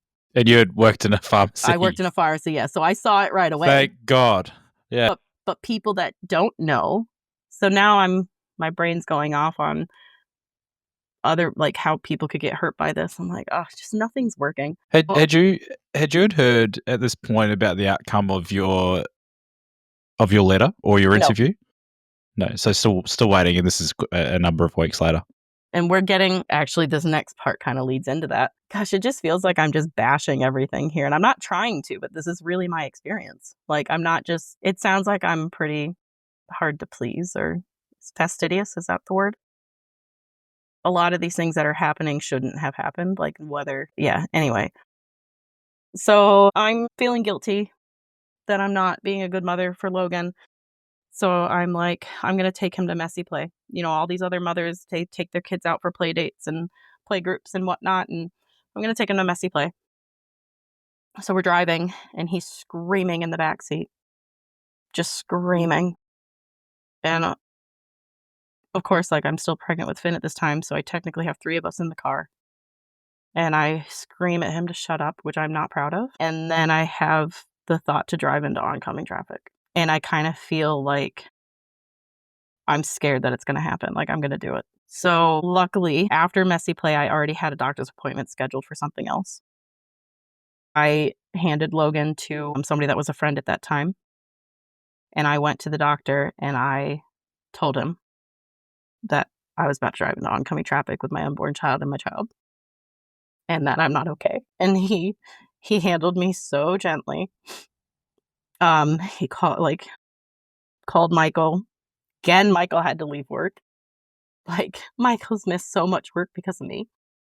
So he had to leave work to come to the doctor's office to take me to the crisis team. And I mean, this wasn't the first time I had thought about that. And something that I feel that people don't understand when, at least for me, I can't speak for everybody, but I know it's not a rare occurrence. People think that suicide is selfish and that they're not thinking it's the easy way out. They're not thinking of everybody else around them that it's going to harm. That is the furthest from the truth You when think I it's was going to thinking of it. help everyone around you, don't you? Yeah, that I was a burden. I was a burden on Michael. He kept having to miss work because of me. I couldn't be the wife that I was supposed to be, that I wanted to be, that I was. I couldn't be the mother. He had to do all this stuff. I was ruining my children by the anger, by not bonding, all that stuff, that they were just better off without me. So we go to the crisis team, and I finally am like, I'm gonna get help. I want to be hospitalized. I feel like I'm a danger. I want to be hospitalized. And they hand me a folder with like printed information, pamphlets, whatnot. And I think she's a social worker, goes, nah, don't bother reading it. There's not really anything useful in there. Like, okay. And then I was like, I need to be hospitalized. You don't want to be hospitalized. There's really sick people in the hospital. They'd probably harm you. Okay. Guess I'm not going to be hospitalized. I say, I think I need to be on medication. And at this point, Robin had mentioned that way back when I was 3 months postpartum, and I couldn't do it. I was pregnant. Like, I couldn't start medication that's going to harm, So I ask for medication. They bring in a doctor, or like a psychiatrist, and he goes, no, you don't want to start medication that's going to harm your baby. So I'm like, okay, all right. The one thing they did offer, they're like, the only thing we can really offer you is like respite. So like to send me to a home with other people, and there's, just a place so I could I could have a break from like my family, which I didn't, I think it's from the crying and from all that. And to keep them because I felt like I wasn't safe, or they weren't safe around me. So I get to I agree, and I get to the respite place, but man, this place was like a freaking time machine. Like, you walk in there and I don't know if it was like the decor, the vibe, I don't know what it was, but they get me into my room and I'm just having flashbacks of my childhood and all of the shit that happened there.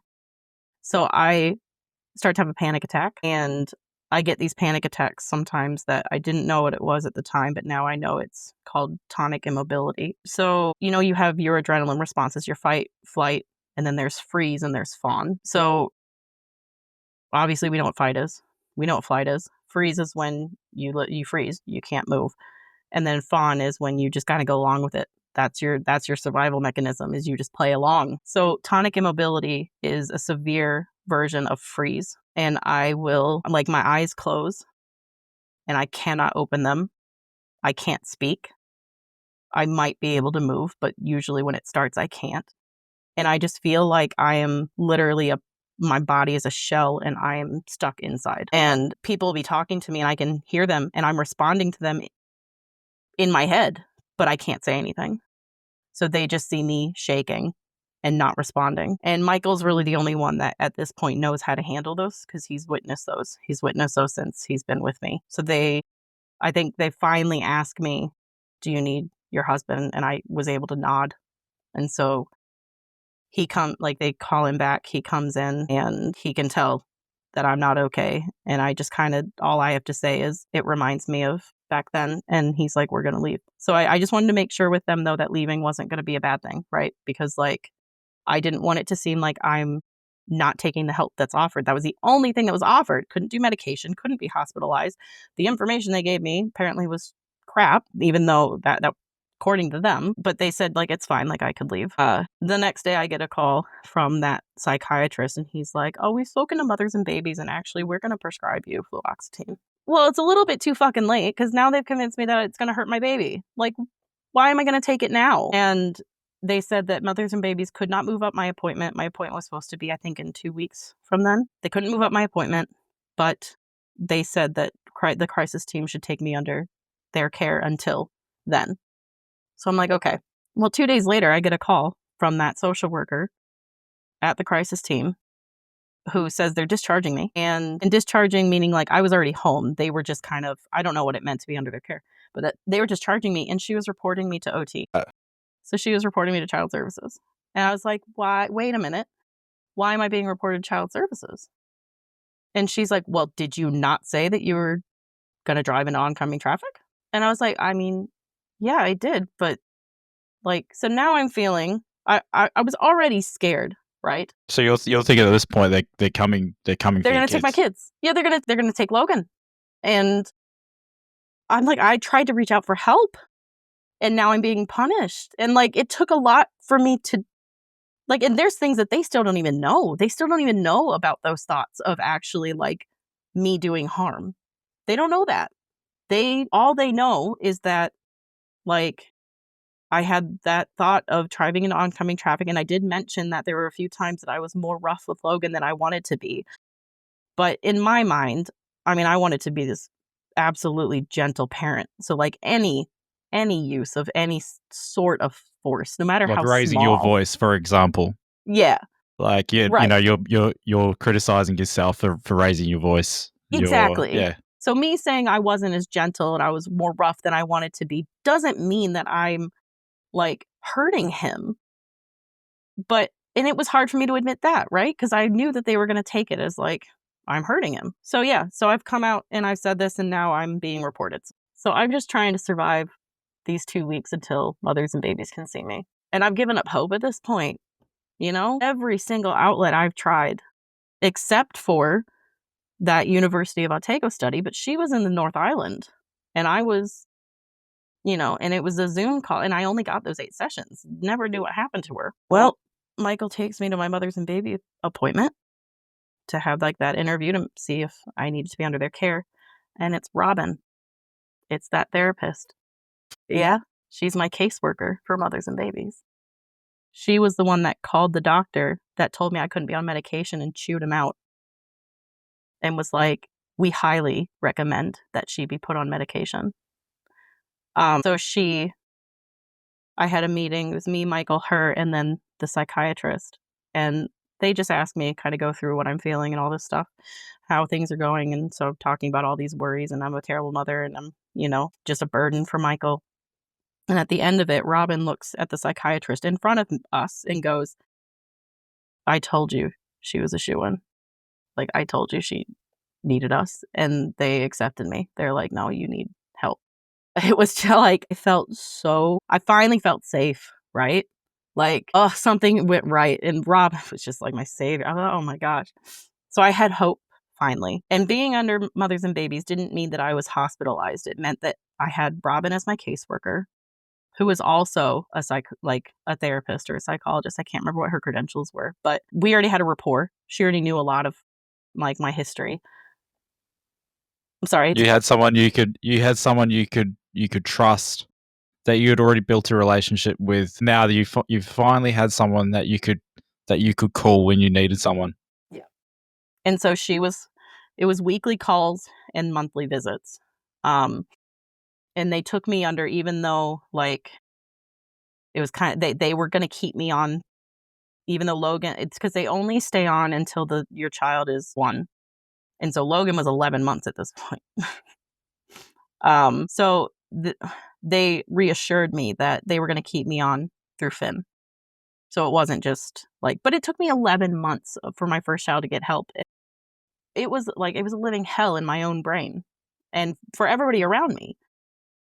That's why, that was one of the main reasons I cried before, was because, look, one, as a parent, I know how terrifying and difficult it is and how much pressure's there, but just the fact that people don't know, even though the system's failing people, the fact that the system was letting you down, you're in a place where you just don't have a lot of community around you. And, the reason that I sort of broke down before is, one, you finally got a midwife that was listening to you and, really wanted to help you.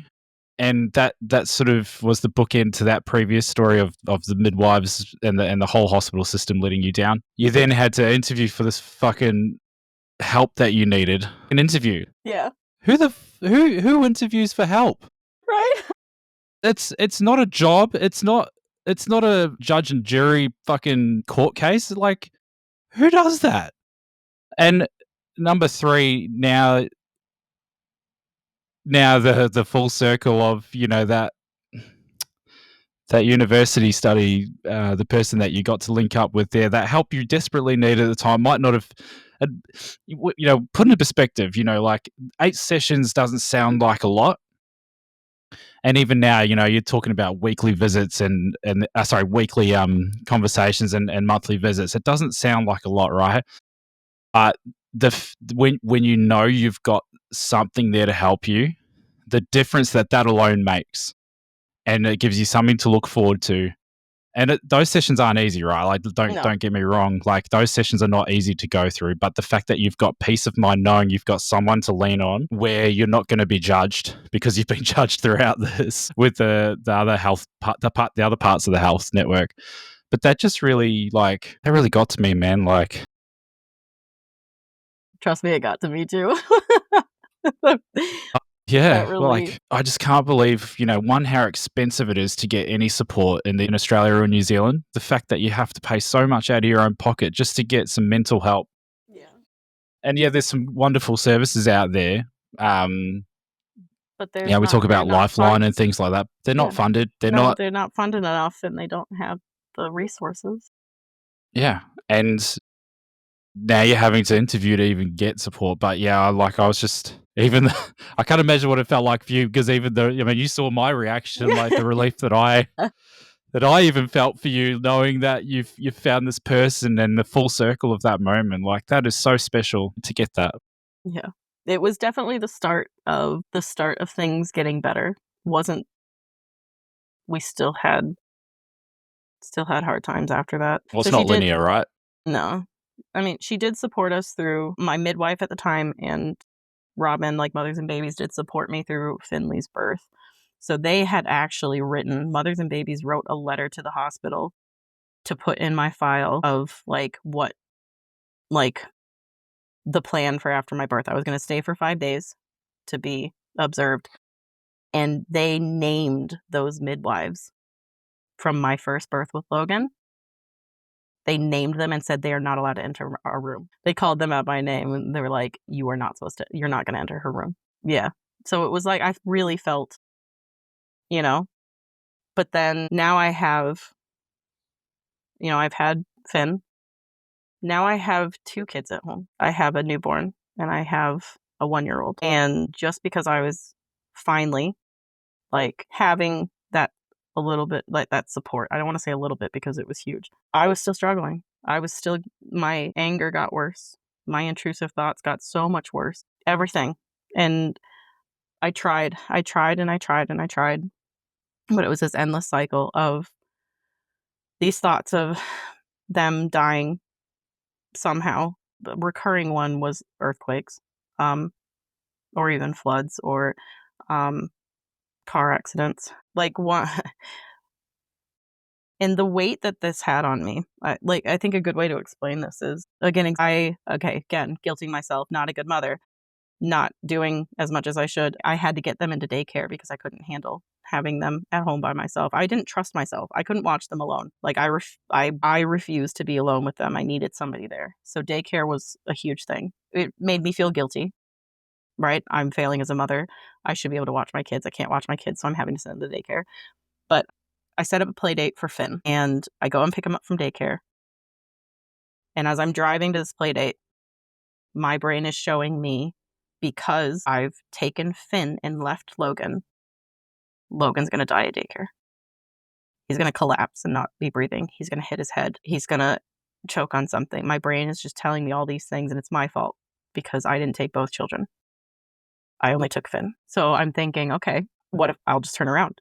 I'll turn around and I will go get Logan. But then my brain goes, but what if that's actually the mistake? You turn around, you're gonna get in a car accident and Finn's gonna die. And so I'm driving getting more and more upset because the weight of this decision, like, if I make the wrong choice, it's gonna lead to tragedy. And I'm actually starting to get visually upset and start shaking, and then I'm like, "Well, this is it. It's a self-fulfilled prophecy at this point, because if you drive while you're upset, then you're at a higher risk of getting in a car accident, and I'm gonna kill." And it's just worse and worse. And finally was able to pull over, safely, and, like, I had to wait until there was a and then I called Michael just sobbing. Uh, but these were very typical thoughts for me, like, on a daily basis, is these decisions that if I made the wrong one, and this had started from I mean it's actually happened my whole life, but I didn't understand that, so we'll just say from pregnancy is right? All the responsibility was falling on me. So I'm still struggling, and I have this I'm trying to take a nap because 'cause I'm sleep deprived, and Finn is in his cot, and he's screaming and crying, and I storm in there, and I scream at him, and I slam my hand on the wall, and I'm like, "I'm not okay." So I tell Robin, and she's like, "I think it's time you come inpatient." I was like, "I agree. I'm not gonna fight that." So it wasn't that this was a voluntary thing. It was a mutual, "You should come in." And this was a Thursday. They didn't have a bed till Monday. So Friday, and actually Finn, I think that the story about the car happened later because Finn was in daycare, but at this point, Finn wasn't in daycare. I had him, just me. And so I message somebody, um, and I'm not by any means blaming her. I'm not throwing her under the bus. This does not reflect who she is as a person or anything. I mean, hell, the things that I've told you, you can kind of see how my brain it sees situations how it sees them, and it's usually terrifying. So this wasn't this person's fault, but I reached out and because I knew it was their day off that Friday, and I was like, "Hey, Finn and I are going to be hospitalized on Monday. I don't feel safe with him by myself. Can you come hang out with us tomorrow?"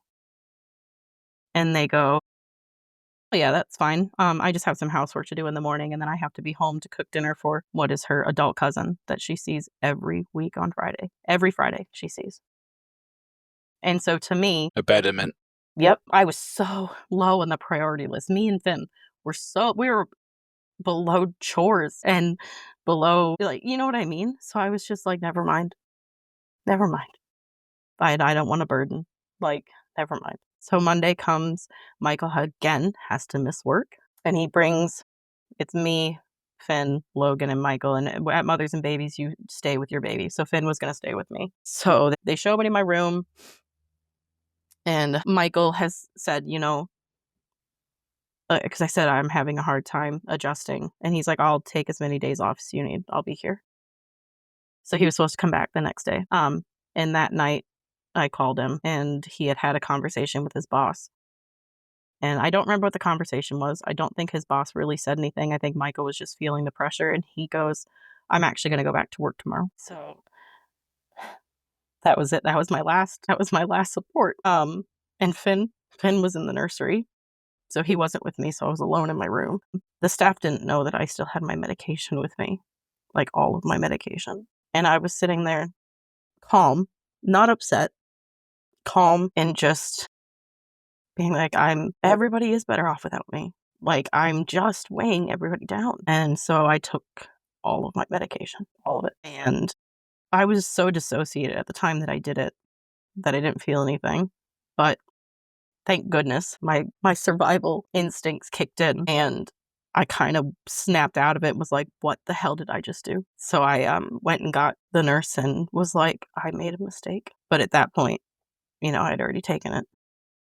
So they had to call Michael, and Michael had to get that phone call that I had overdosed. And they had to send me to the hospital. He had to come pick up Finn. So now he had both kids.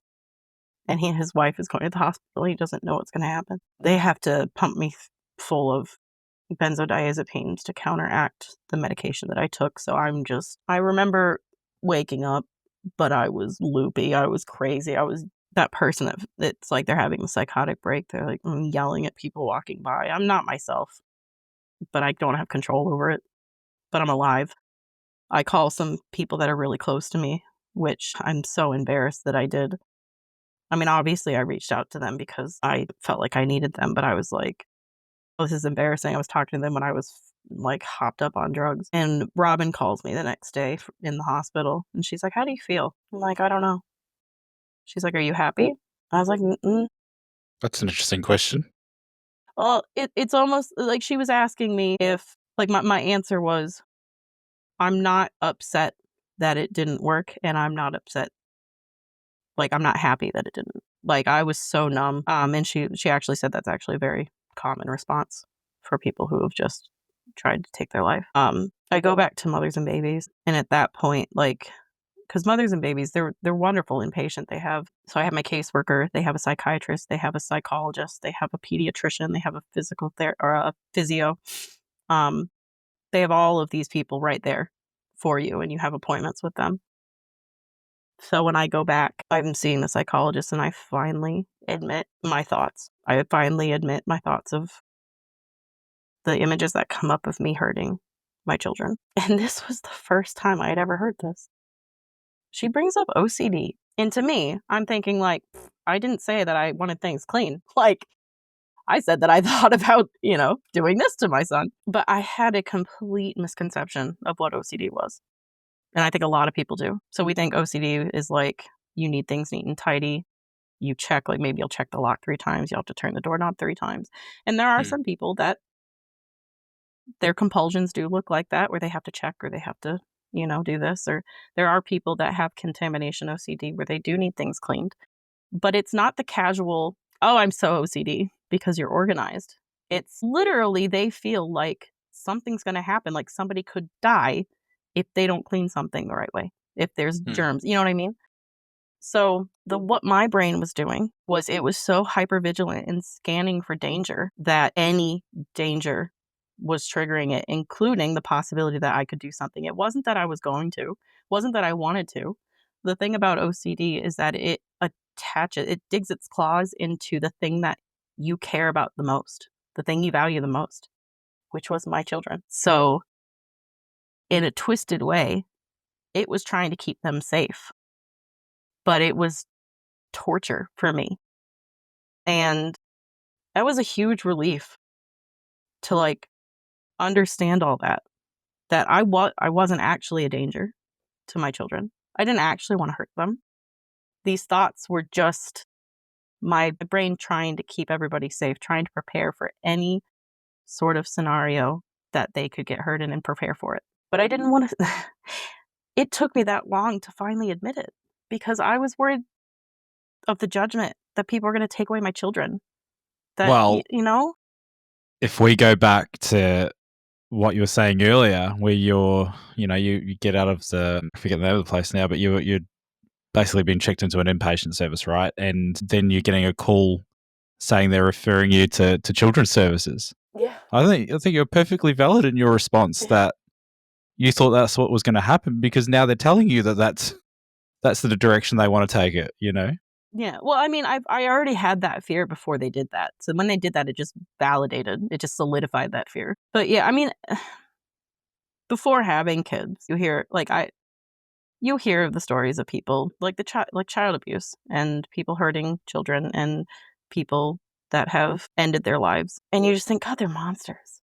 How could somebody do that?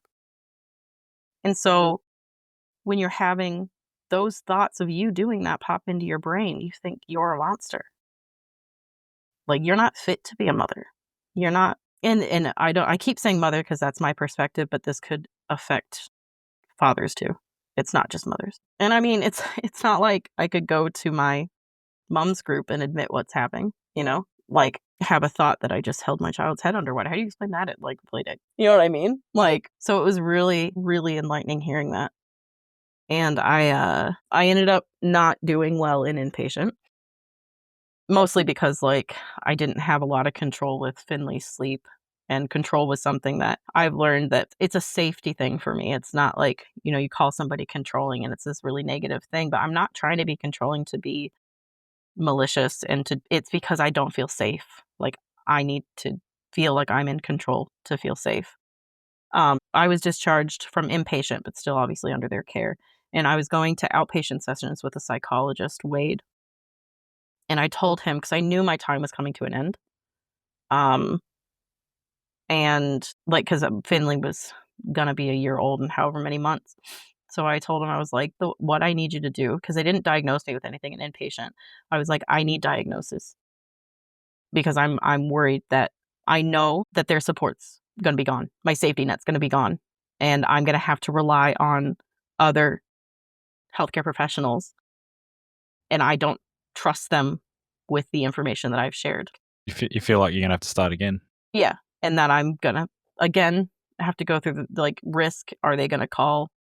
Are they gonna take away my children? Are they gonna think I'm this horrible person? So I just said, like, "Please, can we just focus on getting me diagnosed?" And so we took the time to just he was just during my sessions just talking to me. We were just having normal sessions. Nothing was brought up about what it could potentially be and what was going on until, like, it was, like, 2 weeks before I was gonna be discharged from their services altogether, and I was like, "Wade, I need to know, like, we need to do this. I need to know that I'm gonna have official diagnoses walking out of here."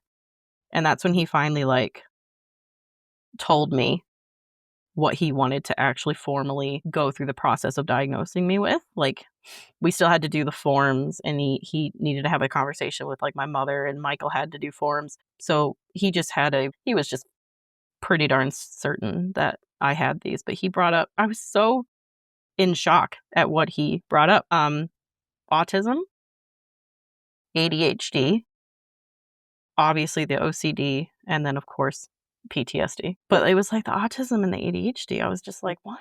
But the more I thought about it, I'm like, "No, that does track." Like I said, I was an awkward kid. I couldn't read social situations. Like, and the ADHD, I'm oblivious, and I can't, I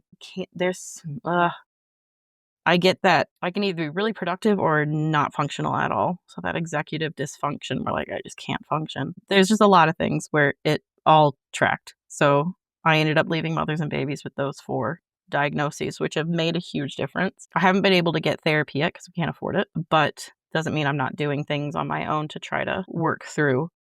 But even just having that, it's almost like it's this external thing. It feels like this external thing that I can share some of the blame with, right? Like, it's not all Understanding. on me. Understanding. Yeah, and so it's definitely kinda helped. I did go through a period where, like, right after the diagnoses where I was I would Michael loved all the little, like, weird, quirky things that I would do, and all of a sudden, one of those would come out, and then I would just sink into myself and go, "Well, that's not me, that's just my autism," you know? But at the same time, like, now I'm at the point where it's like, I never thought autism was a bad thing, but for some reason, like, me having it just felt shameful? Does that make sense? But I don't look at anybody else that has it and think they're like, "That's just shameful." But I've come to accept that, like, it's okay. It's okay that I have autism, it's okay that I have ADHD, it's okay that I have OCD, and all of those things that I was describing, the fears in pregnancy, those intrusive thoughts of them getting hurt, those were all from the OCD. And a bit of it from, like, the PTSD, and even actually all of those neurodivergent diagnoses like, the symptoms overlap, if that makes sense. So, like, we'll say anxiety, for example, kind of falls under all 4. And a lot of people actually just get diagnosed with anxiety as, like, a blanket thing, and then it's like, Mm. but yeah, having the actual diagnoses really helped. And I also learned that those compulsions that I thought had to be visual, like physical, right? Like the turning of the doorknob 3 times or something. Mm. That's not accurate. There's also mental compulsions, which is what I do, except for the avoidance, I guess. I don't know if that's considered mental or physical, because I'm actually, like, when I refuse to pick Logan up or refuse to be alone with him, all of these things, the compulsions are to try to prevent the outcome of what the intrusive thought was. So you had that intrusive thought, you feel compelled to do something to prevent it. And, like, there's one that I'm sure a lot of parents have, but, like, I still have it, and I just kinda give into the compulsion because it's an easy one to give into. I try to work through some, but this one I just do. 'Cause my brain, it'll just pop into my head that, like, I'll be laying in bed, and then I'll picture Logan dead in his bed, and I'll be like, "I need to go check." And then I'll try to convince my brain, "That's not a rational thought. This is your OCD. You don't need to check." But the compulsion is so strong because I just go, "But what if?" You know? Mm. And then my brain starts thinking, "If I check on him, he's fine. If I don't check on him, he's dead." It's kinda like Schrodinger's cat. Do you know about that? No, no. It's a quantum mechanics thought experiment. So it's a cat in a box with, like, a mechanism, and there's a 50% chance that this mechanism could go off and kill the cat. But while the box is closed, that cat both exists as alive and dead Mm. because you don't know what's going on in it until you open it. So it's kind of my brain's kinda doing that with, like, unless I go check, like, unless I open that box, I'm not okay. So, sorry, I think I just lost my train of thought. No. So you mentioned how long ago was all this now? How old are your kids now?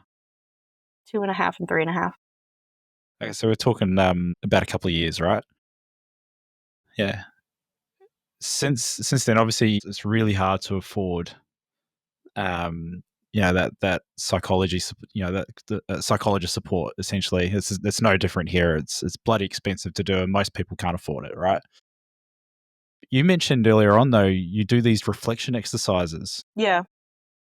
Talk me through some of your ways of dealing with these things, and yeah, how you cope day to day these days. Well, I think a lot of it is, it's not something that I just kinda, like, learned to do all of a sudden because I've actually had these mental health problems my whole life. Like, they didn't start with pregnancy. I had intrusive thoughts, like, would see my parents getting in a car accident, and my compulsion one of my main compulsions is confession, is, like, I have to say it.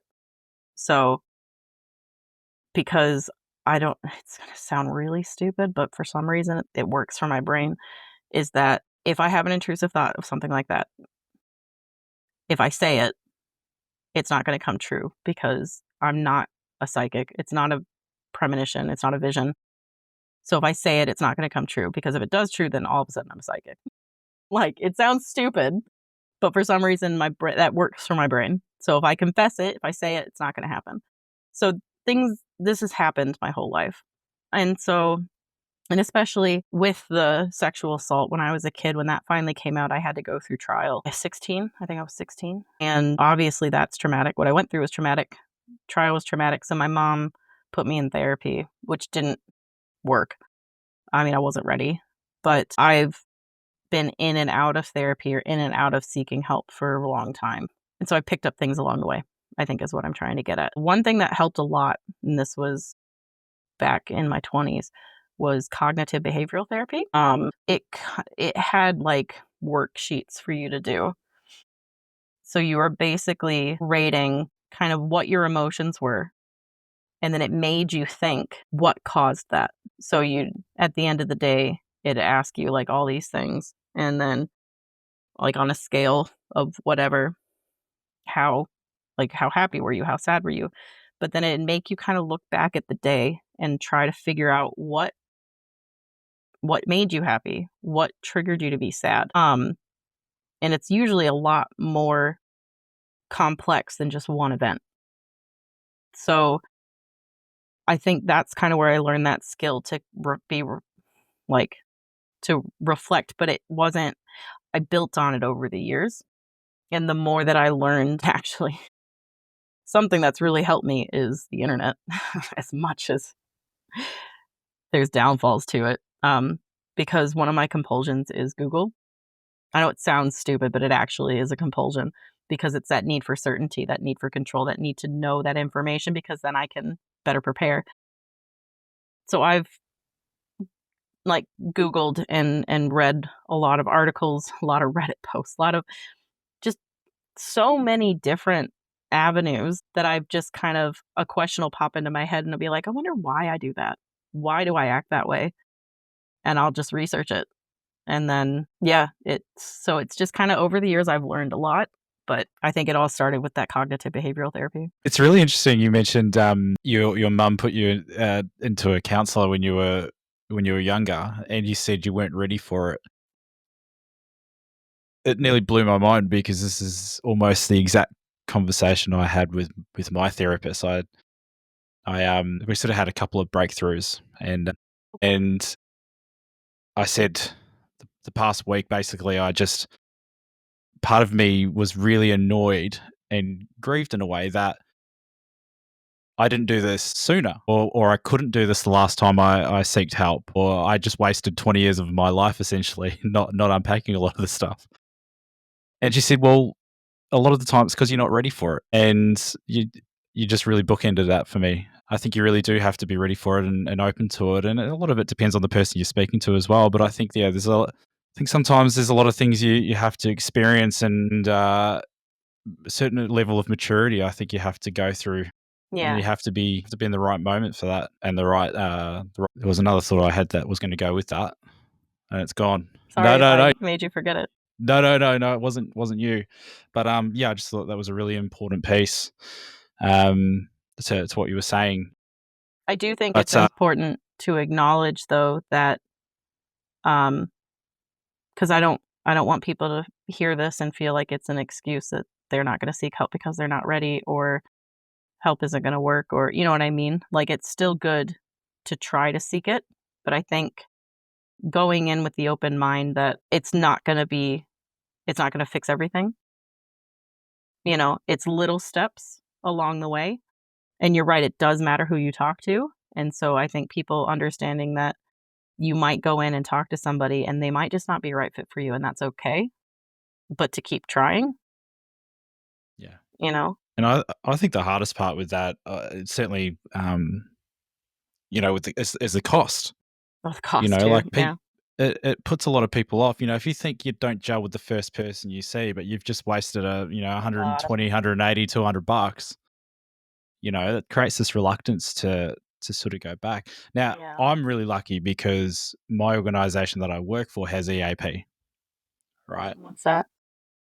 So employee assistance program, they call it, Okay. but it's basically an external counseling support, and it's completely confidential. And a lot more organizations now are starting to utilize these services, and Good. essentially they pay for the organization will pay for your first 3 sessions essentially. And it's not just for work related stuff. It's everything, right? That's awesome. I'm glad they're doing that. Yeah. And, a lot will give you the option for extra sessions as well, So, again, it doesn't sound like a lot, right? But it actually made the world of difference. But to your point, it doesn't solve everything.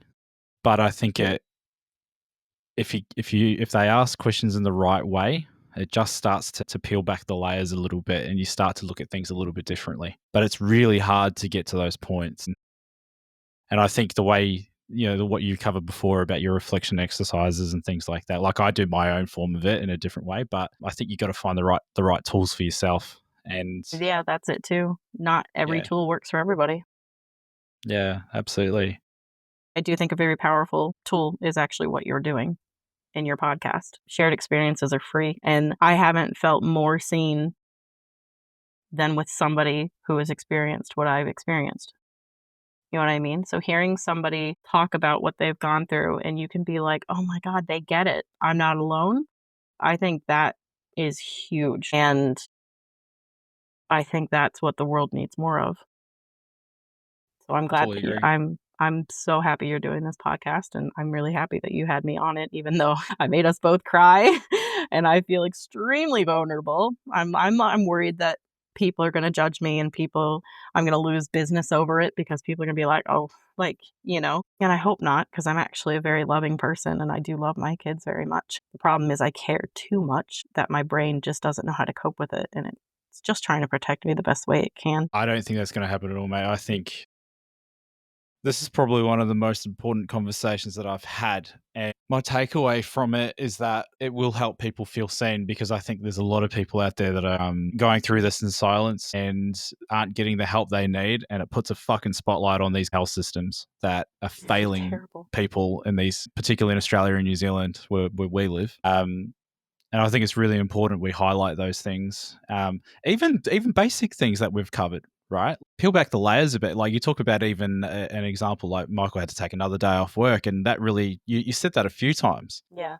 Now, even people that don't have these bigger things going on in their lives, that is a guilty thing for them, right? Like Yeah. they, we feel guilty if we have to take days off work, and we don't have a lot of sick leave at any given time, because even kids get sick so much at daycare throughout Oh the my year. God. Like the daycare bugs, right? But what I've learned throughout these last 2.5 years, it's all about teamwork, and I'm certainly really lucky where I work. I've got a very, very supportive team and a very supportive leadership group, but it doesn't stop that guilt.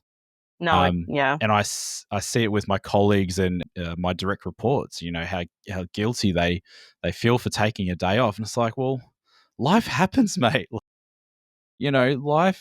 Life is just really complicated sometimes. It's not smooth. It's, you've got to do what you got to do, and at the end of the day, for me, family's number one. And it sounds like you and Michael are a wonderful team. He's really helped you. Well, you've both really helped each other, I think, navigate these trials and tribulations over the last however long you've been together, 6-7 years. Yeah, I think we've been married for we realized after our 6-year wedding anniversary that we're like, oops, Yeah, we've never been able to celebrate it. There's always been something going on. Yeah. I do think, unfortunately, that society doesn't really give people the space to put family first. fully agree. Like you said, we can't miss work for family. We feel guilty, and I think it's just like it's everywhere. Maybe to land the plane, so to speak, you're now an award-winning photographer.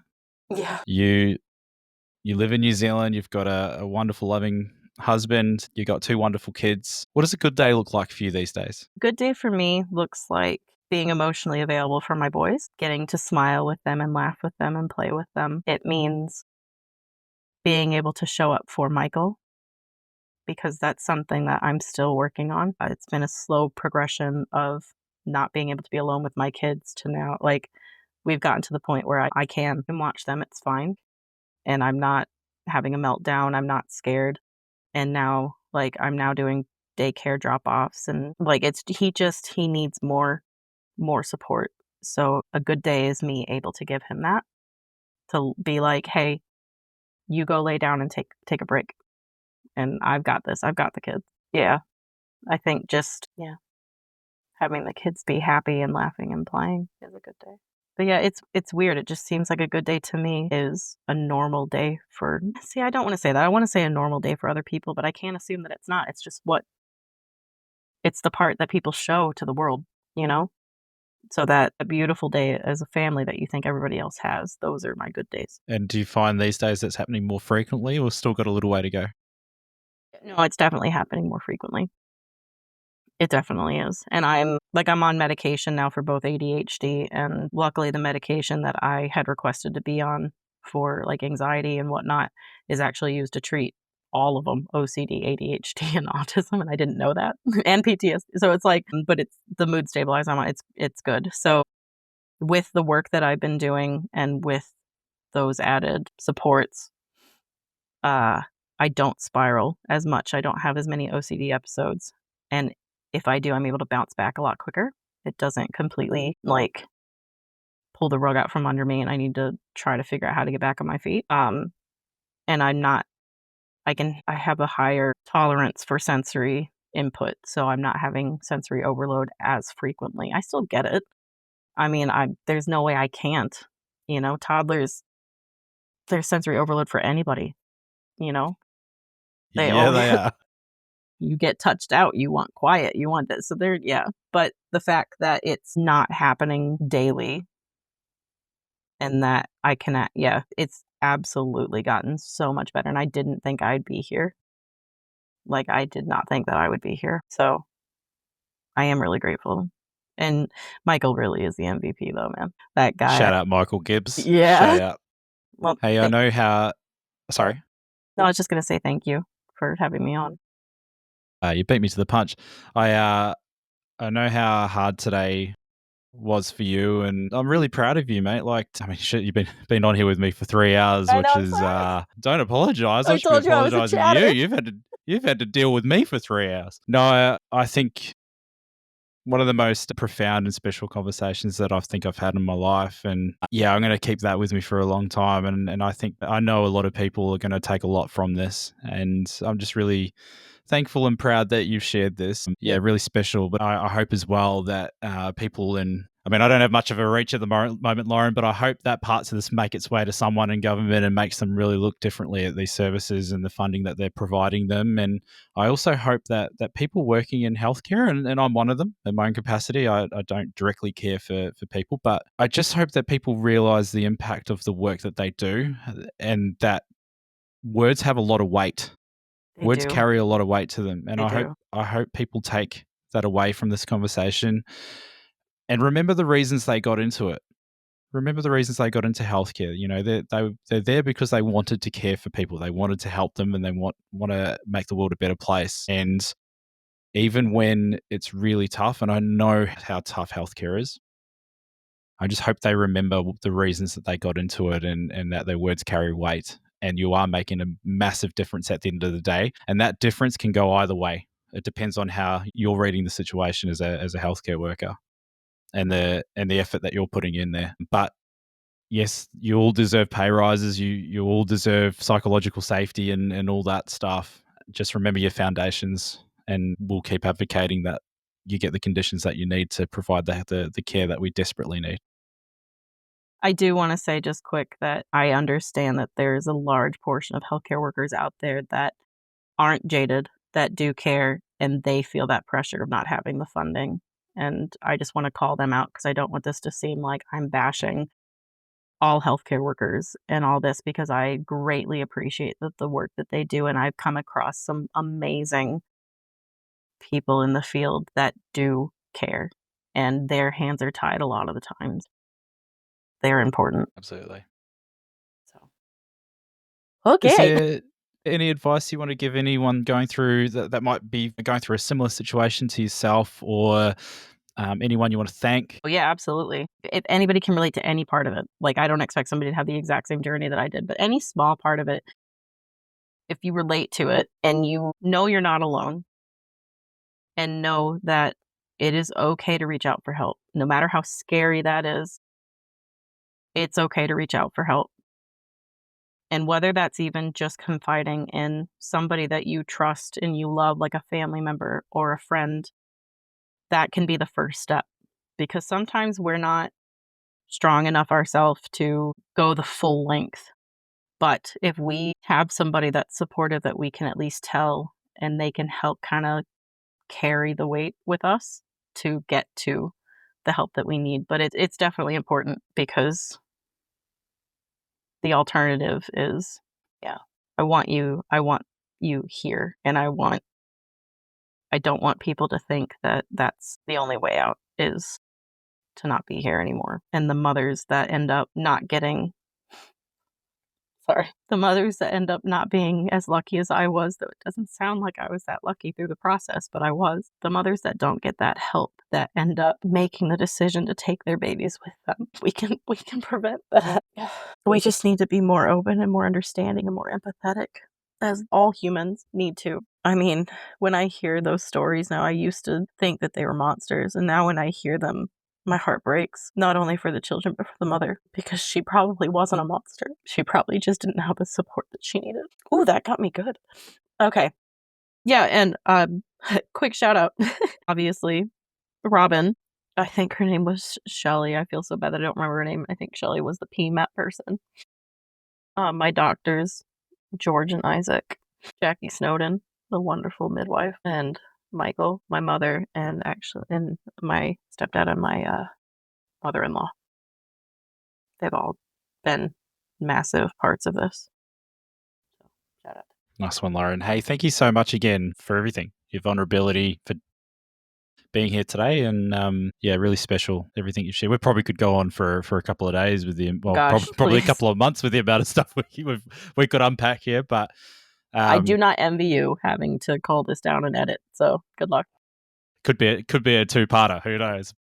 That was Lauren Gibbs, and what she shared today took real courage. This conversation is a powerful reminder that intrusive thoughts and postnatal struggles don't make you a bad parent. They make you human, and staying silent only makes it harder. Whether you're a mum or a dad, if you felt alone, overwhelmed, or ashamed of the thoughts in your head, you're not alone. There's help and there's hope. I'll leave some contacts in the show notes. You can also check out Lauren's incredible photography at laurenashleyphotography.com. Her eye for beauty and detail is something really special, and it's award-winning. If this episode moved you, please share it with someone who needs to hear it. Let's make space for honesty in parenthood, even the messy parts. We'll see you next time. Thanks for listening again to Drop Balls and Big Calls.